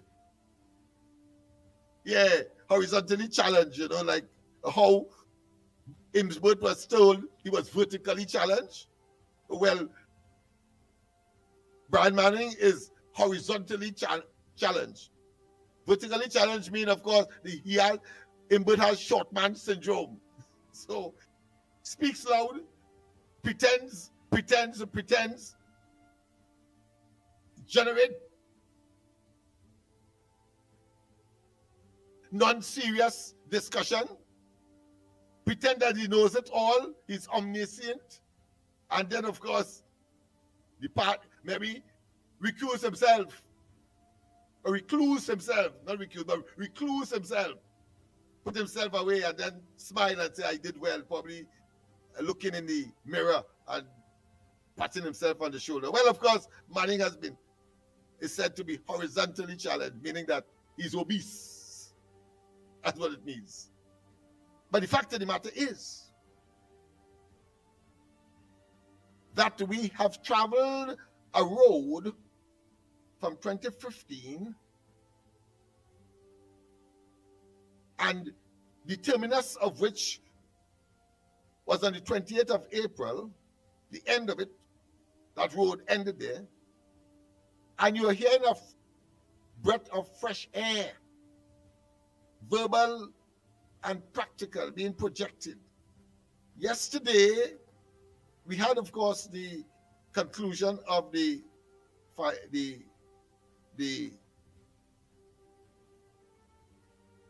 firecrackers and that type of noisy playthings, some people say, fireworks, chiropractor. Sorry if I pronounce the term wrongly, but chiropractor or something like that is the term. But the fact is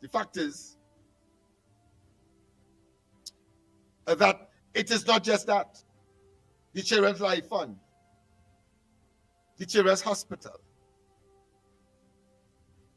the focusing on tax revenue to do the things that are required for the maintenance and management of the country in areas that one will have to think deep, or more significantly, has the dual purpose of behavioral change. And if not, then of course you continue, but at a higher price. So whether it be syntax such as cigarettes, such as alcohol, etc., but at the same time, notice, while of course the barmen and so on are complaining, but I want to say that the government is smart enough to know, like me, that the demand for these items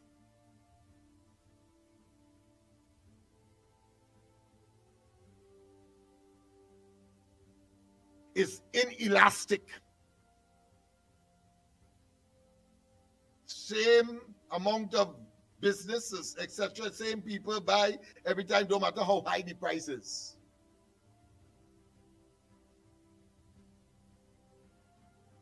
Yes, if not more.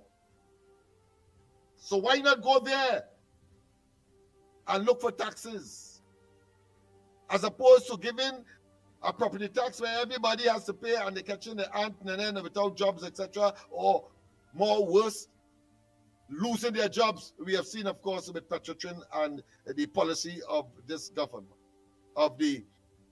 this government here, meaning the PNM government. We have seen that. In such circumstance. And of course, the present government would have inherited such a situation, and therefore it will take time in order, of course, to remedy it. And of course, they have already demonstrated a willingness and a commitment and a dedication by, of course, making certain that 20,000 jobs that would have been ordinarily not be available under the last administration and totally in their control to open up. Well, the present government made it available, 20,000 of them. A shortfall of personnel for the administration and the proper workings of the government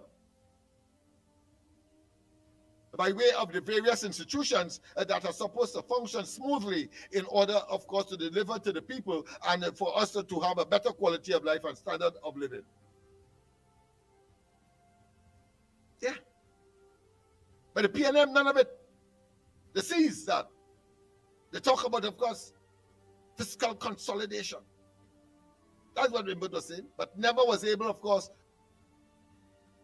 to eliminate the deficit that arguably, of course, they inherited, yes, and had to continue, even though they were claiming that that approach will eliminate the deficit. Well, that and a pink donkey we are yet to see. Yeah?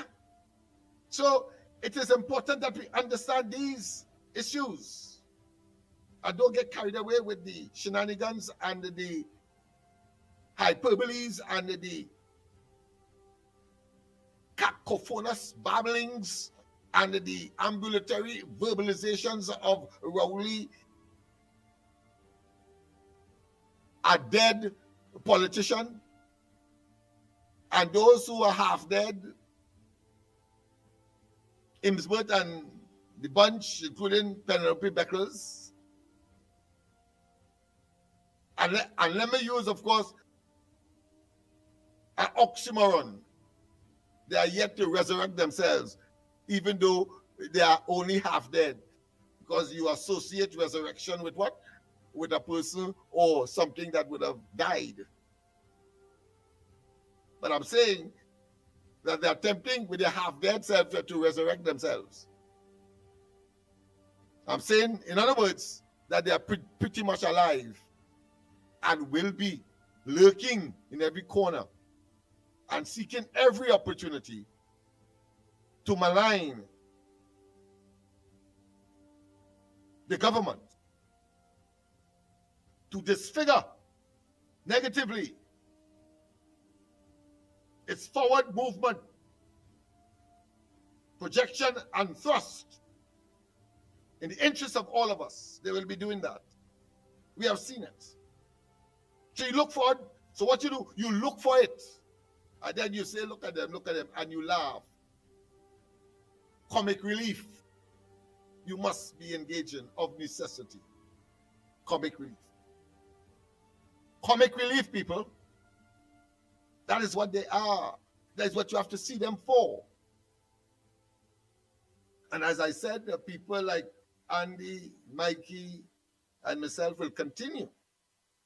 Listen, it is not by accident you have Real Media TT where this broadcast is being projected to the international audience and domestic and regional audience, you know. It's not by accident. It is not by accident. Mikey would have been the author and the programmer and the content creator of The Observer, you know. It is neither by accident the corridor transformation was created by yours truly, you know. Was not by accident. It was as a consequence of furthering our commitment to national development, advancement, transparency, accountability in government, and to make certain that the device of the opponents of democracy are viewed conspicuously and are laid bare, as we have done today, yesterday, the day before, in St. Vincent, in Tobago, and into the future. That is the reason. Why would there be any other reason? It is a cost. I think Mikey made the greatest investment when this idea came up. Of course, started by Andy. And I'll give you the background. Today is about, of course, a catharsis, a purging, to let you know why it is you must stay the course. Why it is there are people that are prepared to make the sacrifice and have made the sacrifice. And why it is that you are listening and hearing me right now as I speak. You need to know, and don't take it slightly. And while comparatively speaking, there are those who would have millions of dollars probably in the bank, hundreds of thousands in the bank, As opposed to us that, of course, if it was a business, you will call it a bootstrap operation. You will say living from hand to mouth. You can even describe it as living from paycheck to paycheck. That is the reality. But yet still, here it is, we have been able, by way of our like-mindedness, of commitment and dedication to our democratic processes and principles, and to make certain that none of it is eroded, or put another way, eliminate or reduce the erosion that are being attempted by those anti-democratic elements among us purporting to be Democrats. Because when you talk democracy, you are also talking about equity. You're talking about freedom of speech. You are, of course, subject to the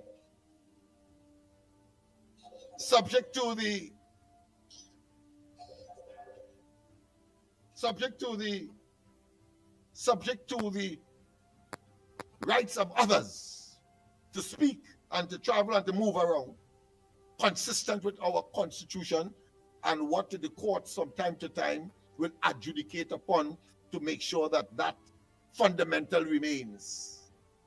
But there are those who are prepared to use government, as we have seen with the PNM. When Rowley went to intercept that shortlist for Commissioner of Police, and by wielding his executive influence on the president, who seemed to, from the evidence we have agreed, and then of course the chairman then, Miss Bliss Sipasad, I suppose it was not as blissful as she thought it would have been, because I'm sure that she is in a state of maybe perpetual regretfulness. But nonetheless, it generated the collapse of the Police Service Commission. Well, that was interference in our democracy. Yeah, because the Constitution says that these institutions are supposed to be insulated from political interference and influence. And Rowley went there and began a process that had a chain reaction that damaged ultimately our credibility as a nation. Because all the world would know, or the other democracies would have known, that you had a prime minister and a government that is prepared to honor them. And don't tell me you don't understand what I'm talking about, because I could bring to you, of course, the preempting of the local government elections that eventually was, of course, conducted last. I could tell you that. I could also tell you about, of course, the interference with the democratic process by going to parliament with a tenuous or a very slim majority and say put 3 additional seats to the 12 that was there. That is quintessential. That is the epitome of democratic interference and subversion. Yeah. So don't tell me I don't know. Don't tell me, well, you could tell me you didn't remember. Now that I told you, I'm sure that you will never forget. That is what it is. And how could we take a chance? Now, that does not mean that we will allow the present government to engage in activities of a similar nature and remain silent, you know. No, it cannot be. It cannot be one rule for one and a different rule for the other. As far as our principle and projections are concerned, and seeing the blatant infringement of our democratic principles and way of life, and values, condemn it, advocate for a group that is supposed to not just rebuild, but to sustain it. And as I think it was Ronald Reagan who said that democracy is not just the requirement of the population that is operating under that system. It's not only eternal vigilance, but it is a responsibility of successive generations to ensure that the principle of eternal vigilance continues from generation to generation, and in this case, into the future, when you and I would have made our mark and left this society.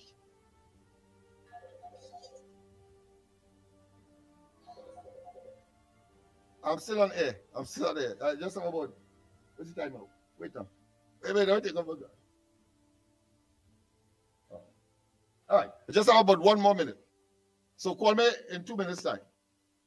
Yes, indeed. We have one more minute on the program. Well, of course, clearly, Andy would have been unavoidably absent, and of course, as we do it, somebody has to take charge. I have things to do as well, promptly from 9 o'clock, but I push back. Having regard to what I know, I push back my appointment to a little later. So I'm saturated, overwhelmed with, of course, appointments, but this is more important because it is about opinion influencing, and the PNM, if we allow them one modicum, 1 inch, 1 minute, 1 second, they will utilize that to counteract all of what was said today on this program. So we cannot afford, knowing what the enemy is capable of, to miss one program. We have missed, of course, unavoidably so, and that would have been due to circumstances beyond our control, collectively and individually. But like today, you didn't expect that we will have no program today, so we had to have a program today. Had to. And the point I'm making about our democracy to close, I think we have reached 9 o'clock. Yes, it is exactly 9 o'clock. Well, democracy, I think all of us will know by now, is government by the people. Yes, by the people. The people see about their affairs of the people, that they participate in the governmental process and become ministers and prime ministers, etc., in our context, and for the people. And all of that, in other words, is designed for the improvement of the people, for the advancement of the people. And when Rowley and they came and reversed that by saying it is only for their personal advancement and the PNM advancement, and they will always prevail, and they will, of course, start in 2015 with no money, below the red line in terms of the bank account, empty bank account, no money, and at the same time owing over $5 million. That is what Rowley told us. And then in 9 about short years, they set about to construct an edifice.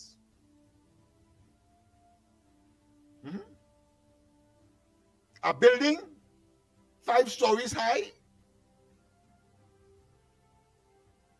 with the average, of course, a cost of about $100 million.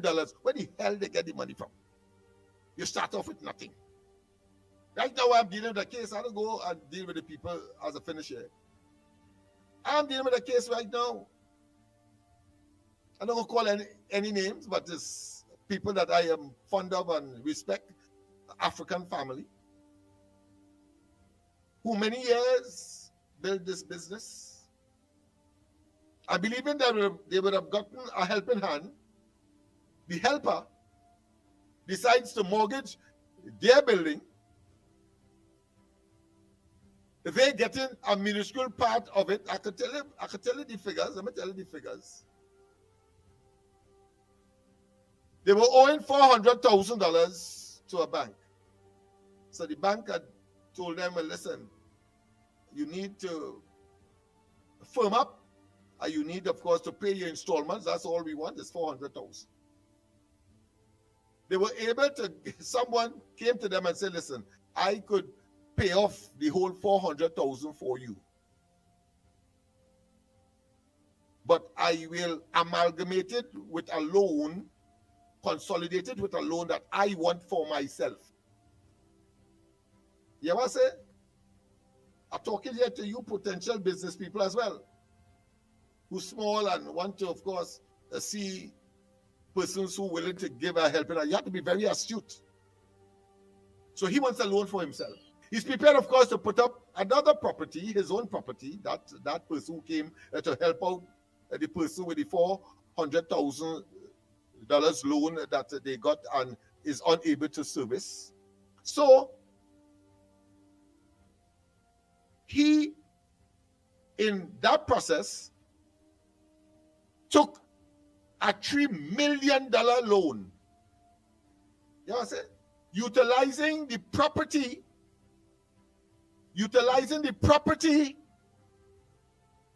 that was owing only $400 million. Yes, the bank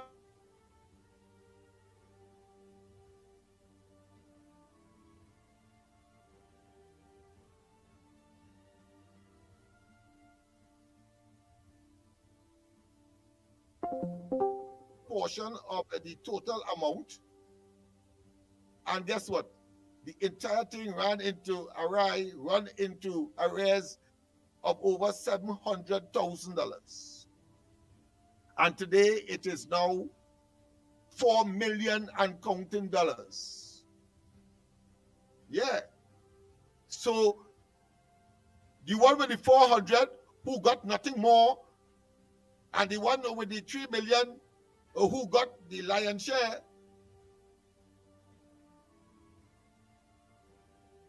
is not prepared to cut at the umbilical cord or at the waist as a Siamese twin, and to let this fella loose with the only 400 so that we can find ways to treat with him. He wants the institution to take everything, property, all the properties, if of course they fail to pay. I don't talk. And that is the complexity of the issue that I am attending to. Very, very, very, but there are ways and means of getting rid of things. So I'm just showing you, be careful, business people. That being as of course, Andy, as I said, will be on tomorrow morning. Of course, don't forget tonight the corridor transformation from 8 o'clock, and of course we will continue with these and other programs. Boy, people just call me. You notice that it's 9 o'clock, people. And of course, don't forget, of course, tonight I will be mentioning it. Of course, our hamper drive. Our hamper drive. People know it's 9 o'clock, right? So let me call them up tonight. So don't vex with them. But I'm saying that, of course, our hamper drive continues. Of course, we thank all of those who would have made financial and other institutions as well as individuals. And of course, we thank, yes, Miss Labre, yes, we coming to collect. I hope this time I lost my other car now because I lost my SUV because, of course, of going to collect food stuff around and close to Christmas time. So I'm not going to champion that. Of course, the number to call Annie at 3366594. 3366594.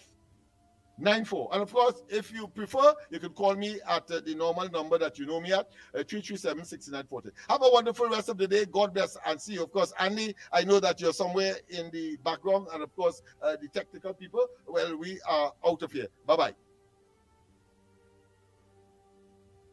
I have no music to play, so we have to do it raw and dry.